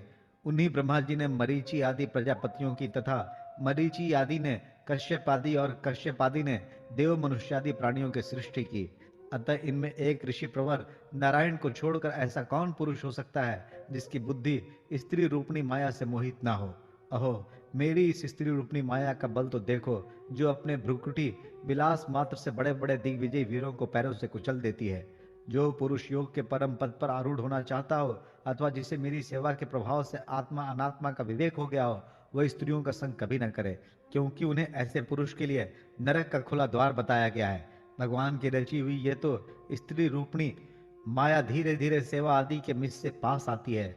इसे तिनकों से ढके हुए कुएं के समान अपने मृत्यु ही समझे। स्त्री में आसक्त रहने के कारण तथा अंत समय में स्त्री का ही ध्यान रहने से जीव को स्त्री योनि प्राप्त होती है। इस प्रकार स्त्री योनि को प्राप्त हुआ जीव पुरुष रूप में प्रतीत होने वाली मेरी माया को ही धन, पुत्र और गृह आदि देने वाला अपना पति मानता रहता है। सो जिस प्रकार व्याधे का गान कानों को प्रिय लगने पर भी बेचारे भोले भाले पशु पक्षियों को फंसाकर उनके नाश का ही कारण होता है, उसी प्रकार उन पुत्र, पति और गृह आदि को विधाता के निश्चित की हुई अपनी मृत्यु ही जाने। देवी, जीव के उपाधिभूत लिंग देह के द्वारा पुरुष एक लोक से दूसरे लोक में जाता है और अपने प्रारब्ध कर्मों को भोगता हुआ निरंतर अन्य देहों की प्राप्ति के लिए दूसरे कर्म करता है। जीव का उपाधि रूप लिंग शरीर तो मोक्ष पर्यंत उसके साथ रहता है तथा भूत, इंद्रिय और मन का कार्य रूप स्थूल शरीर इसका भोगाधिष्ठान है। इन दोनों का परस्पर संगठित होकर कार्य न करना ही प्राणी की मृत्यु है और दोनों का साथ साथ प्रकट होना जन्म कहलाता है। पदार्थों की उपलब्धि के स्थान रूप इस स्थूल शरीर में जब उनको ग्रहण करने की योग्यता नहीं रहती तब उसका मरण है और यह स्थूल शरीर मैं ही हूँ, इस अभिमान के साथ उसे देखना उसका जन्म है। नेत्रों में जब किसी दोष के कारण रूप आदि को देखने की योग्यता नहीं रहती तभी उनमें रहने वाली चक्षु इंद्रिय भी रूप देखने में असमर्थ हो जाती है, और जब नेत्र और उनमें रहने वाले इंद्रिय दोनों ही रूप देखने में असमर्थ हो जाते हैं तभी इन दोनों के साक्षी जीव में भी वही योग्यता नहीं रहती। अतः मुमुक्ष पुरुष को मरणादि से भय, दीनता अथवा मोह नहीं होना चाहिए। उसे जीव के स्वरूप को जानकर धैर्य पूर्वक निसंग भाव से विचरण करना चाहिए तथा इस मायामय संसार में योग वैराग्य युक्त सम्यक को ज्ञानमयी बुद्धि से शरीर को निक्षेप धरोहर की भांति रखकर उसके प्रति अनासक्त रहते हुए विचरण करना चाहिए। 32वां अध्याय धूम मार्ग और अचिरादि मार्ग से जाने वालों की गति का और भक्ति योग की उत्कृष्टता का वर्णन। कपिल देव जी कहते हैं, माता जी, जो पुरुष घर में रहकर सकाम भाव से गृहस्थ के धर्मों का पालन करता है और उनके फलस्वरूप अर्थ एवं काम का उपभोग करके फिर उन्हीं का अनुष्ठान करता रहता है, वो तरह तरह की कामनाओं से मोहित रहने के कारण भगवत धर्मों से विमुख हो जाता है और यज्ञों द्वारा श्रद्धापूर्वक देवता तथा पितरों को ही आराधना करता रहता है। उसकी बुद्धि उसी प्रकार के श्रद्धा से युक्त रहती है, देवता और पितर ही उसके उपास्य रहते हैं। अतः वह चंद्रलोक में जाकर उनके साथ सोमपान करता है और फिर पुण्य क्षीण होने पर इसी लोक में लौट जाता है। जिस समय प्रलय काल में शेषशाही भगवान शेष शैया पर शयन करते हैं, उस समय सकाम गृहस्थाश्रमियों को प्राप्त होने वाले ये सब लोग भी लीन हो जाते हैं। जो विवेकी पुरुष अपने धर्मों का अर्थ और भोग विलास के लिए उपयोग नहीं करते, बल्कि भगवान की प्रसन्नता के लिए ही उनका पालन करते हैं, वे अनासक्त, प्रशांत, शुद्ध चित्त, निवृत्ति धर्म परायण, ममता रहित और अहंकार शून्य पुरुष स्वधर्म पालन रूप सत्व गुण के द्वारा सर्वथा शुद्ध चित्त हो जाते हैं। वे अंत में सूर्य मार्ग, अचिर मार्ग या देवयान के द्वारा सर्वव्यापी पूर्ण पुरुष श्री हरि को ही प्राप्त होते हैं, जो कार्य कारण रूप जगत के नियंता, संसार के उपादान कारण और उसकी उत्पत्ति, पालन एवं संहार करने वाले हैं। जो लोग परमात्मा दृष्टि से हिरण्यगर्भ की उपासना करते हैं, वे दो प्रारब्ध में होने वाले ब्रह्मा जी के प्रलय पर्यंत उनके सत्य लोक में ही रहते हैं। जिस समय देवतादि से श्रेष्ठ ब्रह्मा जी अपने द्विप्रार्ध काल के अधिकार को भोग कर पृथ्वी, जल, अग्नि, वायु, आकाश, मन, इंद्रिय, उनके विशेष शब्दादि और अहंकार आदि के सहित संपूर्ण विश्व का संहार करने की इच्छा से त्रिगुणात्मिका प्रकृति के साथ एक रूप होकर निर्विशेष परमात्मा में लीन हो जाते हैं, उस समय प्राण और मन को जीते हुए वे विरक्त योगी गण भी देह त्याग कर उन भगवान ब्रह्मा जी में ही प्रवेश करते हैं और फिर उन्हीं के साथ परमानंद स्वरूप पुराण पुरुष परम ब्रह्म में लीन हो जाते हैं। इससे पहले वे भगवान में लीन नहीं हुए, क्योंकि अब तक उनके अहंकार शेष था। इसलिए माता जी, अब तुम भी अत्यंत भक्ति भाव से उन श्री हरण की ही चरण शरण में जाओ। समस्त प्राणियों का हृदय कमल ही उनका मंदिर है और तुमने भी मुझसे उनका प्रभाव सुन ही लिया है। वेद गर्भ ब्रह्मा जी भी, जो समस्त स्थावर जंगम प्राणियों के आदि कारण है, मरीचि आदि ऋषियों, योगेश्वरों, सनकादिकों तथा योग प्रवर्तक सिद्धों के सहित निष्काम कर्म के द्वारा आदि पुरुष पुरुष श्रेष्ठ सगुण ब्रह्म को प्राप्त होकर भी भेद दृष्टि और कर्तव्य अभिमान के कारण भगवत इच्छा से जब सर्ग काल उपस्थित होता है, तब काल रूप ईश्वर की प्रेरणा से गुणों में क्षोभ होने पर भी पूर्ववत प्रकट हो जाते हैं। इसी प्रकार पूर्वोक्त ऋषिगण भी अपने अपने कर्मानुसार ब्रह्मलोक के ऐश्वर्य को भोग कर भगवत इच्छा से गुणों में क्षोभ होने पर भी इस लोक में आ जाते हैं। जिनका चित्त इस लोक में आसक्त है और जो कर्मों में श्रद्धा रखते हैं, वे वेद में कहे हुए काम्य और नित्य कर्मों का संगोपांग अनुष्ठान करने में ही लगे रहते हैं। उनकी बुद्धि रजोगुण की अधिकता के कारण कुंठित रहती है, हृदय में कामनाओं का जाल फैला रहता है और इंद्रियां उनके वश में नहीं होती। बस अपने घरों में ही आसक्त होकर वे नित्य प्रति पितरों की पूजा में लगे रहते हैं। ये लोग अर्थ, धर्म और काम के ही परायण होते हैं। इसलिए जिनके महान पराक्रम अत्यंत कीर्तनीय हैं, उन भव भयहारी श्री मधुसूदन भगवान की कथा वार्ताओं से तो ये विमुख ही रहते हैं। हाय, विष्ठा भोजी कुकुर सुकुर आदि जीवों के विष्ठा चाहने के समान जो मनुष्य भगवत कथा मृत को छोड़कर निंदित विषय वार्ताओं को सुनते हैं, वे तो अवश्य विधाता के मारे हुए हैं।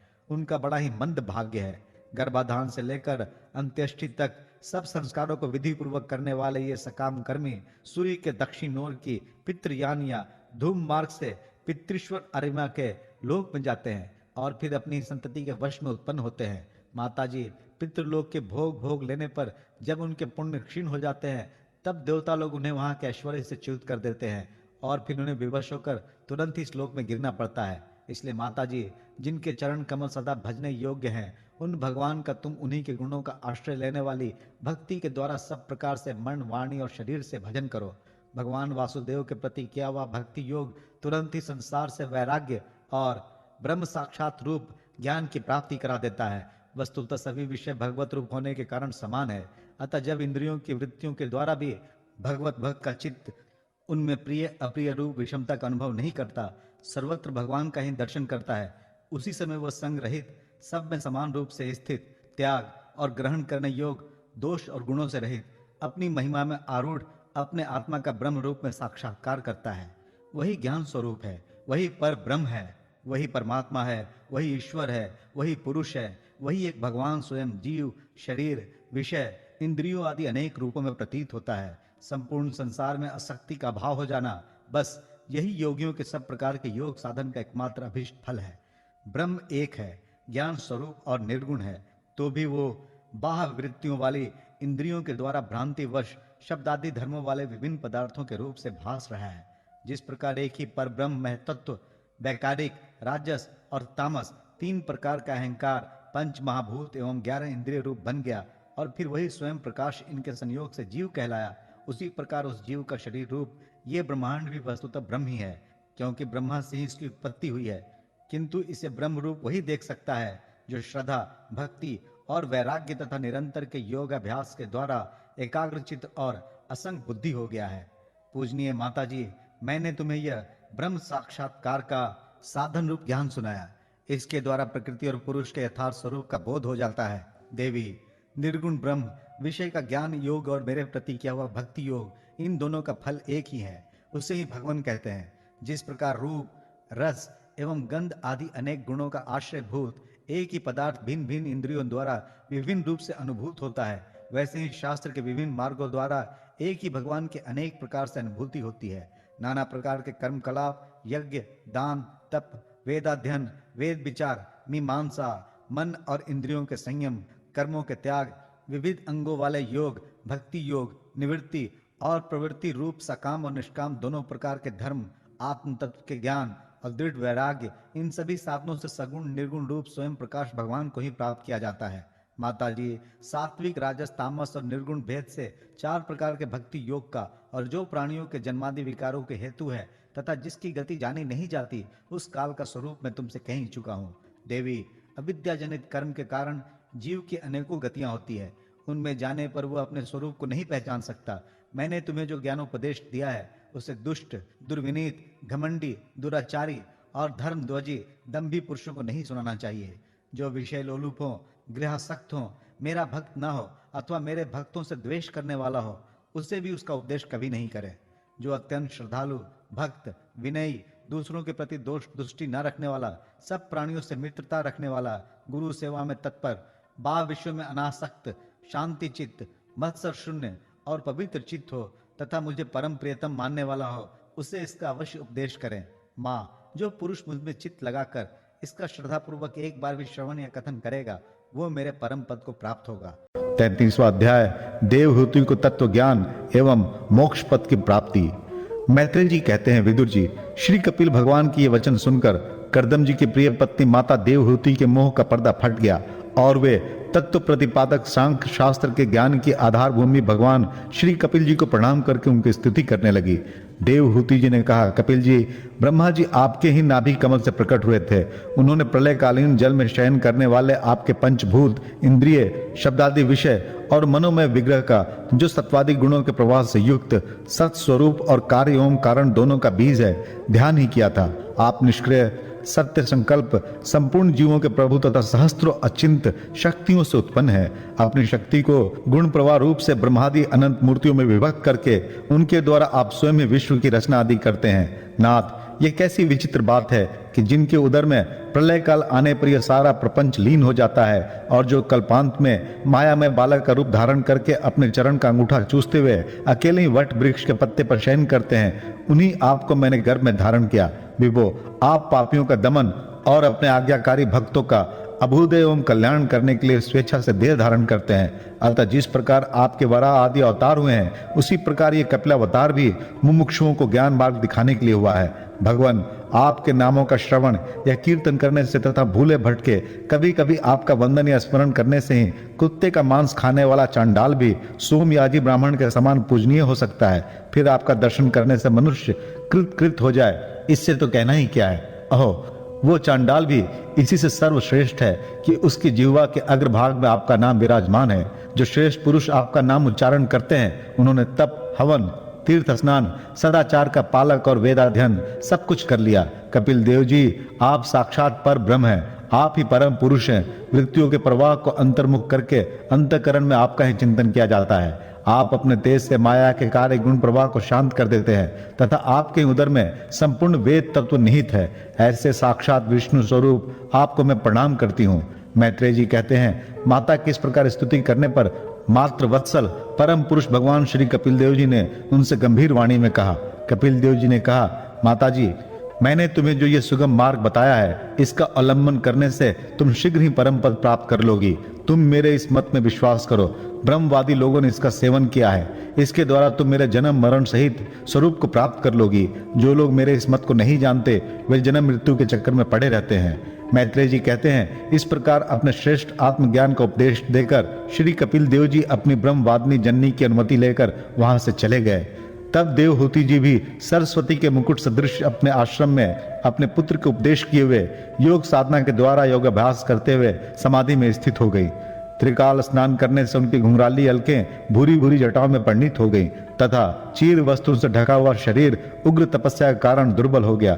उन्होंने प्रजापति कर्दम के तप और योग बल से प्राप्त अनुपम गृहस्थ सुख को, जिसके लिए देवता भी तरसते थे, त्याग दिया, जिसमें दुग्ध फेन के समान स्वच्छ और सुकोमल शैया से युक्त हाथी दांत के पलंग, स्वर्ण के पात्र, सोने के सिंहासन और उन पर कोमल कोमल गद्दे बिछे हुए थे तथा जिसकी स्वच्छ स्फटिक मणि और महामरकत मणि की भीतों में रत्नों की बनी हुई रमणी मूर्तियों के सहित मणि में दीपक जगमगा रहे थे, जो फूलों से लदे हुए अनेक दिव्य वृक्षों से सुशोभित थे, जिसमें अनेक प्रकार के पक्षियों का कलरव और मतवाले भौरों का गुंजार होता रहता था। जहाँ की कमलगंज से सुवासित बावलियों में करदम जी के साथ उनका लाड़ प्यार पाकर क्रीड़ा के लिए प्रवेश करने पर उसका देवहूति का गंधर्वगण गुणगान किया करते थे और जिसे पाने के लिए इंद्रिया भी लालायित रहती थी, उस ग्रह ध्यान की भी ममता को उन्होंने त्याग दिया। किंतु पुत्र वियोग से व्याकुल होने के कारण अवश्य उनका मुख कुछ उदास हो गया। पति के वन गमन के अनंतर पुत्र का भी वियोग हो जाने से वह आत्मज्ञान संपन्न होकर भी ऐसी व्याकुल हो गई जैसे बछड़े के बिछुड़ जाने से उसे प्यार करने वाली गौ। वत्स विदुर अपने पुत्र कपिल देव रूप भगवान हरि का ही चिंतन करते करते वे कुछ ही दिनों में ऐसे ऐश्वर्य संपन्न घर से भी उपरत हो गईं। फिर वे कपिल देव जी ने भगवान के जिस ध्यान करने योग्य प्रसन्न वदनार बिंदु युक्त स्वरूप का वर्णन किया था, उसके एक एक अवयव का तथा उस समग्र रूप का भी चिंतन करते हुए ध्यान में तत्पर हो गईं। भगवत भक्ति के प्रवाह, प्रबल वैराग्य और यथोचित कर्मानुष्ठान से उत्पन्न हुआ ब्रह्म साक्षात्कार कराने वाले ज्ञान द्वारा चित्त शुद्ध हो जाने पर वे उस सर्वव्यापक आत्मा के ध्यान में मग्न हो गई, जो अपने स्वरूप के प्रकाश से माया जनित आवरण को दूर कर देता है। इस प्रकार जीव के अधिष्ठान भूत पर ब्रह्म श्री भगवान में ही बुद्धि की स्थिति हो जाने से उनका जीव भाव निवृत्त हो गया और वे समस्त क्लेशों से मुक्त होकर परमानंद में निमग्न हो गई। अब निरंतर समाधिस्थ रहने के कारण उनकी विषयों के सत्यत्व की भ्रांति मिट गई और उन्हें अपने शरीर की भी शुद्धि ना रही। जैसे जागे हुए पुरुष को अपने स्वप्न में देखे हुए शरीर की नहीं रहती, उनके शरीर का पोषण भी दूसरों के द्वारा ही होता था, किंतु किसी प्रकार का मानसिक क्लेश न होने के कारण वह दुर्बल नहीं हुआ। उनका तेज और भी निखर गया और वह मैल के कारण धूम युक्त अग्नि के समान सुशोभित होने लगा। उनके बाल बिथुर गए थे और वस्त्र भी गिर गया था, तथापि निरंतर श्री भगवान में ही चित्त लगा रहने के कारण उन्हें अपने तपो योग में शरीर की कुछ भी सुधि नहीं थी, केवल प्रारब्ध ही उनकी रक्षा करता था। विदुर जी, इस प्रकार देवहूति जी ने कपिल देव जी के बताए हुए मार्ग द्वारा थोड़े ही समय में नित्य मुक्त परमात्मा स्वरूप श्री भगवान को प्राप्त कर लिया। वीरवर, जिस स्थान पर उन्हें सिद्धि प्राप्त हुई थी वह परम पवित्र क्षेत्र त्रिलोकी के सिद्ध पद नाम से विख्यात हुआ। साधु स्वभाव विदुर जी योग साधन के द्वारा उनके शरीर के सारे दैहिक मल दूर हो गए थे। वह एक नदी के रूप में परिणित हो गया, जो सिद्धिगण से सेवित और सब प्रकार की सिद्धि देने वाली है। महायोगी भगवान कपिल जी भी माता की आज्ञा ले पिता के आश्रम से ईशान कोण की ओर चले गए। वहां स्वयं समुद्र ने उनका पूजन करके उन्हें स्थान दिया। वे तीनों लोगों को शांति प्रदान करने के लिए योग मार्ग का अवलंबन कर समाधि में स्थित हो गए। सिद्धचारण, गंधर्व, मुनि और अप्सरागण उनकी स्तुति करते हैं तथा सांख्याचार गण भी उनका सब प्रकार सत्वन करते रहते हैं। निष्पाप विदुर जी, तुम्हारे पूछने से मैंने तुम्हें यह भगवान कपिल और देवहूति का परम पवित्र संवाद सुनाया। ये कपिल देव जी का मत अध्यात्म का गूढ़ रहस्य है। जो पुरुष इसका स्वर्ण या वर्णन करता है वह भगवान गरुड़ ध्वज की भक्ति से युक्त होकर शीघ्र ही श्री हरि के चरणार बिंदु को प्राप्त करता है। तीसरा स्कंद समाप्त। हरिओम तत्सत। ओम नमो भगवते वासुदेवाय। श्रीमद् भगवत महापुराण चतुर्थ स्कंद, पहला अध्याय, स्वयं भुव मनु की कन्याओं के वंश का वर्णन। श्री मैत्रेय जी कहते हैं, विदुर जी, स्वयं भू मनु के महारानी शत्रुपा से प्रियव्रत और उत्तानपाद, इन दो पुत्रों के सिवा 3 कन्याएं भी हुई थी। वे आकुति, देवहूति और प्रसूति नाम से विख्यात थीं। आकुति का यद्यपि उसके भाई थे तो भी महारानी शत्रुपा की अनुमति से उन्होंने रुचि प्रजापति के साथ पुत्रिका धर्म के अनुसार विवाह किया। प्रजापति रुचि भगवान के अनन्य चिंतन के कारण ब्रह्म तेज से संपन्न थे। उन्होंने आकुति के गर्भ से एक पुरुष और स्त्री का जोड़ा उत्पन्न किया। उनमें जो पुरुष था वह साक्षात यज्ञ स्वरूपधारी भगवान विष्णु थे और जो स्त्री थी वह भगवान से कभी अलग न रहने वाली लक्ष्मी जी के अंश स्वरूपा दक्षिणा थी। मनु जी अपनी पुत्री आकुति के उस परम तेजस्वी पुत्र को बड़ी प्रसन्नता से अपने घर ले आए और दक्षिणा को रुचि प्रजापति ने अपने पास रखा। जब दक्षिणा विवाह की योग्य हुई तो उसने यज्ञ भगवान को ही पति रूप में प्राप्त करने की इच्छा की। तब भगवान यज्ञ पुरुष ने उससे विवाह किया। इससे दक्षिणा को बड़ा संतोष हुआ। भगवान ने प्रसन्न होकर उससे 12 पुत्र उत्पन्न किए। उनके नाम हैं तोष, प्रतोष, संतोष, भद्र, शांति, इडस्पति, इद्म, कवि, विभु, स्वहन, सुदेव और रोचन। ये ही स्वयं भुआ मनवंतर में तुषित नाम के देवता हुए। उस मनवंतर में मरीचि आदि सप्तऋषि थे। भगवान यज्ञ ही देवताओं के अधीश्वर इंद्र थे और महान प्रभावशाली प्रियव्रत एवं उत्तानपाद मनुपुत्र थे। वो मनवंतर उन्हीं दोनों के बेटों, पोतों और दौहित्रों के वंश से छा गया। प्यारे विदुर जी, मनु जी ने अपनी दूसरी कन्या देवहूति कर्मी जी को ब्याही थी। उसके संबंध की प्राय सभी बातें तुम मुझसे सुन चुके हो। भगवान मनु ने अपनी तीसरी कन्या प्रसूति का विवाह ब्रह्मा जी के पुत्र दक्ष प्रजापति से किया था। उसकी विशाल वंश परंपरा तो सारी त्रिलोकी में फैली हुई है। मैं कर्दम जी की 9 कन्याओं का, जो 9 ब्रह्मर्षियों से ब्याही गई थी, पहले ही वर्णन कर चुका हूँ। अब उनकी वंश परंपरा का वर्णन करता हूँ, सुनो। मरीचि ऋषि की पत्नी कर्दम जी की बेटी कला से कश्यप और पूर्णिमा नामक 2 पुत्र हुए, जिनके वंश से ये सारा जगत भरा हुआ है। शत्रुतापन विदुर जी, पूर्णिमा के विरज और विश्वक नाम के 2 पुत्र तथा देवकुल्य नाम की कन्या हुई। यही दूसरे जन्म में श्री हरि के चरणों के धोवन से देव नदी गंगा के रूप में प्रकट हुई। अत्रि की पत्नी अनुसुईया से दत्तात्रेय, दुर्वासा और चंद्रमा नाम के 3 परम यशस्वी पुत्र हुए। ये क्रमशः भगवान विष्णु, शंकर और ब्रह्मा के अंश से उत्पन्न हुए थे। विदुर जी ने पूछा, गुरुजी कृपया ये बतलाइए कि जगत की उत्पत्ति, स्थिति और अंत करने वाले इन सर्वश्रेष्ठ देवों ने अत्रि मुनि के यहाँ क्या करने की इच्छा से अवतार लिया था। श्री मैत्रेय जी ने कहा, जब ब्रह्मा जी ने ब्रह्म ज्ञानियों में श्रेष्ठ महर्षि अत्रि को सृष्टि की रचना के लिए आज्ञा दी, तब वे अपनी सहधर्मिणी के सहित तप करने के लिए शीर्ष नामक कुल पर्वत पर गए। वहां पलाश और अशोक के वृक्षों का एक विशाल वन था। उनके सभी वृक्ष फूलों के गुच्छों से लदे थे तथा उसमें सब और निर्बंधिया नदी के जल की कलकल ध्वनि गूंजती रहती थी। उस वन में मुनिश्रेष्ठ प्राणायाम के द्वारा चित्त को वश में करके 100 वर्ष तक केवल वायु पीकर सर्दी गर्मी आदि द्वंद्वों की कुछ भी परवाह न करके एक ही पैर से खड़े रहे। उस समय वह मन ही मन यही प्रार्थना करते थे कि जो कोई संपूर्ण जगत के ईश्वर हैं, मैं उनकी शरण में हूँ, वह मुझे अपने ही समान संतान प्रदान करें। तब ये देखकर कि प्राणायाम रूपी ईंधन से प्रज्वलित हुआ अत्रि मुनि का तेज उनके मस्तक से निकलकर तीनों लोगों को तपा रहा है, ब्रह्मा, विष्णु और महादेव तीनों जगतपति उनके आश्रम पर आए। उस समय अप्सरा, मुनि, गंधर्व, सिद्ध, विद्याधर और नाग उनका सुयश गा रहे थे। उन तीनों का एक ही साथ प्रादुर्भाव होने से अत्रि मुनि का अंतःकरण प्रकाशित उठा। उन्होंने एक पैर से खड़े खड़े ही उन देवों को देखा और फिर पृथ्वी पर दंड के समान लौट कर प्रणाम करने के अनंतर अर्घ्य पुष्पादि पूजन की सामग्री हाथ में ले उनकी पूजा की। वे तीनों अपने अपने वाहन हंस, गरुड़ और बैल पर चढ़े हुए तथा अपने कमंडलू, चक्र, त्रिशूलादि चिन्हों से सुशोभित थे। उनकी आंखों से कृपा की वर्षा हो रही थी।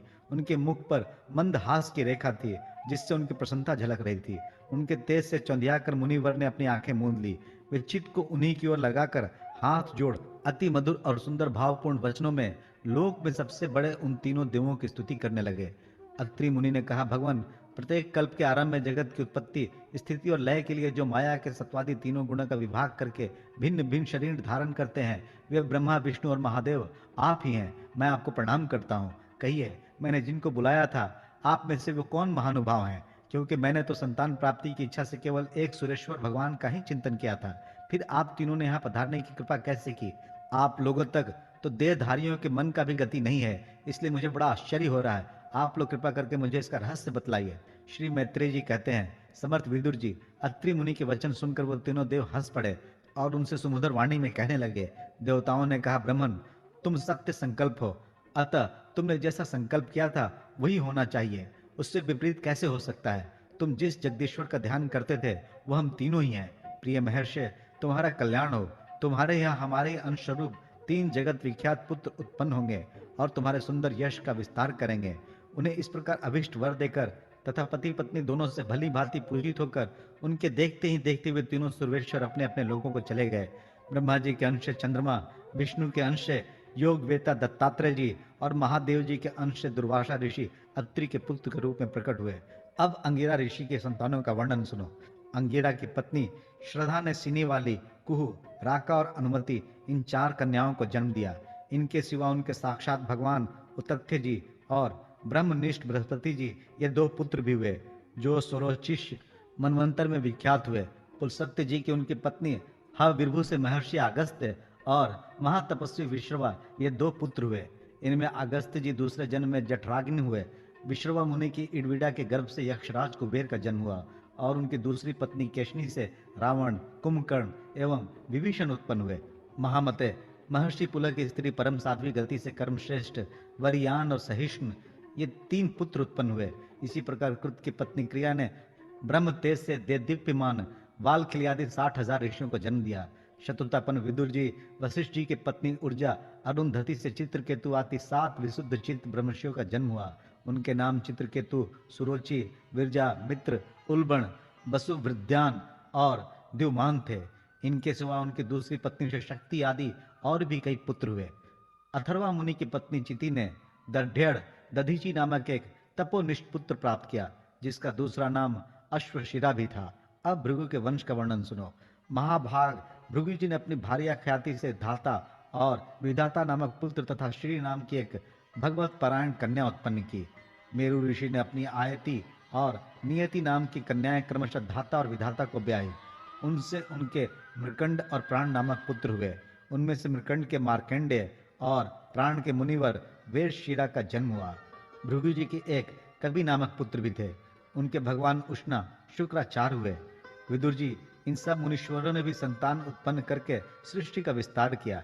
इस प्रकार मैंने तुम्हें यह कर्दम जी के 2 हिंत्रों के संतान का वर्णन सुनाया। जो पुरुष इसे श्रद्धा पूर्वक सुनता है उसके पापों का यह तत्काल नष्ट कर देता है।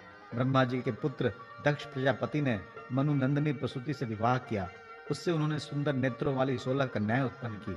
भगवान दक्ष ने उनमें से 13 धर्म को, एक अग्नि को, एक समस्त पितृगण को और एक संसार का संहार करने वाले तथा जन्म मृत्यु से छुड़ाने वाले भगवान शंकर को दी।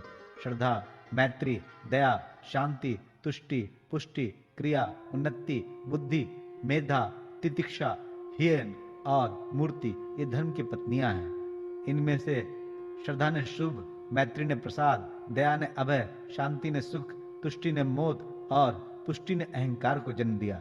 क्रिया ने योग, उन्नति ने दर्प, बुद्धि ने अर्थ, मेधा ने स्मृति, तीक्ष्ण ने क्षम और ही लज्जा ने प्रशय, विनय नामक पुत्र उत्पन्न किया। समस्त गुणों की खान मूर्ति देव ने नर नारायण ऋषियों को जन्म दिया। इनका जन्म होने पर इस संपूर्ण विश्व ने आनंदित होकर प्रसन्नता प्रकट की। उस समय लोगों के मन, दिशाएं, वायु, नदी और पर्वत सभी में प्रसन्नता छा गई। आकाश में मांगलिक बाजे बजने लगे, देवता लोग फूलों की वर्षा करने लगे, मुनि प्रसन्न होकर स्तुति करने लगे, गंधर्व और किन्नर गाने लगे, अप्सराएं नाचने लगी। इस प्रकार उस समय बड़ा ही आनंद मंगल हुआ तथा ब्रह्मादि समस्त देवता स्तोत्रों द्वारा भगवान की स्तुति करने लगे।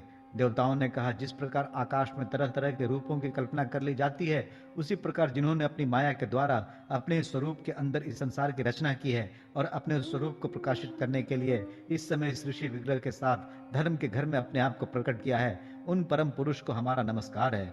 जिनके तत्व का शास्त्र के आधार पर हम लोग केवल अनुमान ही करते हैं, प्रत्यक्ष नहीं कर पाते, उन्हीं भगवान ने देवताओं को संसार के मर्यादा में किसी प्रकार की गड़बड़ी ना हो इसलिए सत्व गुण से उत्पन्न किया है।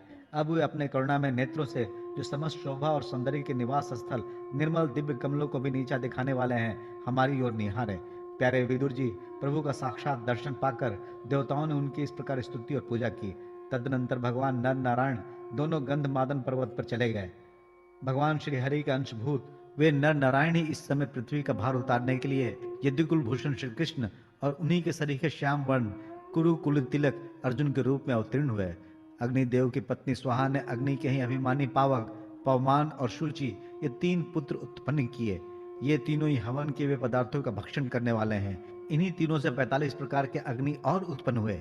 यही अपने 3 पिता और 1 पितामह को साथ लेकर 49 अग्नि कहलाए। वेदज्ञ ब्राह्मण वैदिक यज्ञ कर्म में जिन 49 अग्नियों के नामों से अग्नि इष्टिया करते हैं वे यही हैं। अग्निश्वात, बर्हिषद, सोमप और आज्यप ये पितर हैं। इनमें साग्निक भी है और निरग्निक भी। इन सब पितरों की पत्नी दक्ष कुमारी स्वधा है। इन पितरों से स्वधा के धारणी और वैना नामक 2 कन्याएं हुई। वे दोनों ही ज्ञान विज्ञान में पारंगत और ब्रह्म ज्ञान का उपदेश करने वाली हुई। महादेव जी की पत्नी सती थी। वे सब प्रकार से अपने पतिदेव की सेवा में संलग्न रहने वाली थी, किंतु उनके अपने गुण और शील के अनुरूप कोई पुत्र नहीं हुआ, क्योंकि सती के पिता दक्ष ने बिना ही किसी अपराध के भगवान शिव जी के प्रतिकूल आचरण किया था, इसलिए सती ने युवावस्था में ही क्रोधवश योग के द्वारा स्वयं ही अपने शरीर का त्याग कर दिया था। दूसरा अध्याय भगवान शिव और दक्ष प्रजापति का मनोमालिन्य। विदुर जी ने पूछा, ब्राह्मण, प्रजापति दक्ष तो अपनी लड़कियों से बहुत ही स्नेह रखते थे, फिर उन्होंने अपनी कन्या सती का अनादर करके शीलवानों में सबसे श्रेष्ठ श्री महादेव जी से द्वेष क्यों किया? महादेव जी भी चराचर के गुरु, वैर रहित, शांत मूर्ति, आत्माराम और जगत के परम आराध्य देव हैं, उनसे भला कोई क्यों वैर करेगा? भगवान, उन ससुर और दामाद में इतना विद्वेष कैसे हो गया, जिसके कारण सती ने अपने दुस्तज्य प्राणों तक की बलि दे दी? यह आप मुझसे कहिए। श्री मैत्रेय जी ने कहा, विदुर जी, पहले एक बार प्रजापतियों के यज्ञ में सब बड़े बड़े ऋषि, देवता, मुनि और अग्नि आदि अपने अपने अनुयायियों के सहित एकत्र हुए थे। उसी समय प्रजापति दक्ष ने भी उस सभा में प्रवेश किया। वे अपने तेज से सूर्य के समान प्रकाशमान थे और उस विशाल सभा भवन का अंधकार दूर कर दिए थे। उन्हें आया देख ब्रह्मा जी और महादेव जी के अतिरिक्त अग्नि पर्यंत सभी सभासद उनके तेज से प्रभावित होकर अपने अपने आसनों से उठकर खड़े हो गए। इस प्रकार समस्त सभासदों में भली भांति सम्मान प्राप्त करके तेजस्वी दक्ष जगत पिता ब्रह्मा जी को प्रणाम कर उनकी आज्ञा से अपने आसन पर बैठ गए। परंतु महादेव जी को पहले से ही बैठा देख तथा उनसे अभ्युत्थानादि के रूप में कुछ भी आदर न पाकर दक्ष उनका यह व्यवहार सहन न कर सके। उन्होंने उनकी ओर टेढ़ी नजर से देखा, मानो उन्हें वे क्रोधाग्नि से जला डालेंगे। फिर कहने लगे, देवता और अग्नियों के सहित समस्त ब्रह्म ऋषिगण मेरी बात सुने। मैं ना समझी या द्वेषवश नहीं कहता, बल्कि शिष्टाचार की बात कहता हूँ। ये निर्लज महादेव समस्त लोकपालों की पवित्र कीर्ति को धूल में मिला रहा है। देखिए, इस घमंडी ने सत्पुरुषों के आचरण को लांछित एवं मटिया मेट कर दिया है। बंदर के से नेत्र वाले इसने सत्पुरुषों के समान मेरी सावित्री सरीखी मृग नैनी पवित्र कन्या का अग्नि और ब्राह्मणों के समान पानी ग्रहण किया था, इसलिए ये एक प्रकार मेरे पुत्र के समान हो गया है। उचित तो ये था कि ये उठकर मेरा स्वागत करता, मुझे प्रणाम करता, परंतु इसने वाणी से भी मेरा सत्कार नहीं किया। हाय, जिस प्रकार शूद्र को कोई वेद पढ़ा दे, उसी प्रकार मैंने इच्छा न होते हुए भी भावी वश इसको अपनी सुकुमारी कन्या दे दी। इसने सत्कर्म का लोभ कर दिया। ये सदा अपवित्र रहता है, बड़ा घमंडी है और धर्म की मर्यादा को तोड़ रहा है। ये प्रेतों के निवास स्थान भयंकर शमशानों में भूत प्रेतों के साथ लिए घूमता रहता है। पूरे पागल की तरह सिर के बाल बिखरे नंग धड़ंग भटकता है, कभी हंसता है तो कभी रोता है। ये सारे शरीर पर चिता के अपवित्र भस्म लपेटे रहता है। गले में भूतों के पहनने योग नरमुंडों की माला और सारे शरीर में हड्डियों के गहने पहने रहता है। यह बस नाम भर का ही शिव है, वास्तव में है पूरा शिव, अमंगल रूप। जैसे ये स्वयं मतवाला है, वैसे इसे मतवाले ही प्यारे लगते हैं। भूत प्रेत प्रमथ आदि निरे तिमोगुणी स्वभाव वाले जीवों का ये नेता है। अरे, मैंने केवल ब्रह्मा जी के बहकावे में आकर ऐसे भूतों के सरदार, आचारहीन और दुष्ट स्वभाव वाले को अपनी भोली भाली बेटी ब्याह दी। श्री मैत्रेय जी कहते हैं, विदुर जी, दक्ष ने इस प्रकार महादेव जी को बहुत बुरा भला कहा, तथापि उन्होंने इसका कोई प्रतिकार नहीं किया। वे पूर्ववत निश्चल भाव से बैठे रहे। इससे दक्ष के क्रोध का पारा और भी ऊंचा चढ़ गया और वे जल हाथ में लेकर उन्हें शाप देने को तैयार हो गए। दक्ष ने कहा, यह महादेव देवताओं में बड़ा ही अधम है। अब से इसे इंद्र, उपेंद्र आदि देवताओं के साथ यज्ञ का भाग न मिले। उपस्थित मुख्य मुख्य सभासदों ने उन्हें बहुत मना किया, परंतु उन्होंने किसी की ना सुनी। महादेव जी को शाप दे ही दिया। फिर वे अत्यंत क्रोधित हो उस सभा से निकलकर अपने घर चले गए। जब श्री शंकर जी के अनुयायियों में अग्रगण्य नंदीश्वर को मालूम हुआ कि दक्ष ने शाप दे दिया है, तो वे क्रोध से तमतमा उठे और उन्होंने दक्ष तथा उन ब्राह्मणों को जिन्होंने दक्ष के दुर्वचनों का अनुवादन किया था, बड़ा भयंकर शाप दिया। वे बोले, जो इस मरण धर्मा शरीर में ही अभिमान करके किसी से भी द्रोह न करने वाले भगवान शंकर से द्वेष करता है, वह भेद बुद्धि वाला मूर्ख दक्ष तत्व ज्ञान से विमुख ही रहे। यह चातुर्मास यज्ञ करने वालों को अक्षय पुण्य प्राप्त होता है। आदि अथर्वारूप वेद वाक्यों से मोहित एवं विवेक भ्रष्ट होकर विशेष सुख की इच्छा से कपट धर्म में गृहस्थाश्रम में आसक्त रहकर कर्म कांड में ही लगा रहता है। इसकी बुद्धि देहादि में आत्मभाव का चिंतन करने वाली है। उसके द्वारा इसने आत्म स्वरूप को भुला दिया है। यह साक्षात पशु के ही समान है। अतः अत्यंत स्त्री लंपट हो और शीघ्र ही इसका मुंह बकरे का हो जाए। यह मूर्ख कर्ममयी अविद्या को ही विद्या समझता है।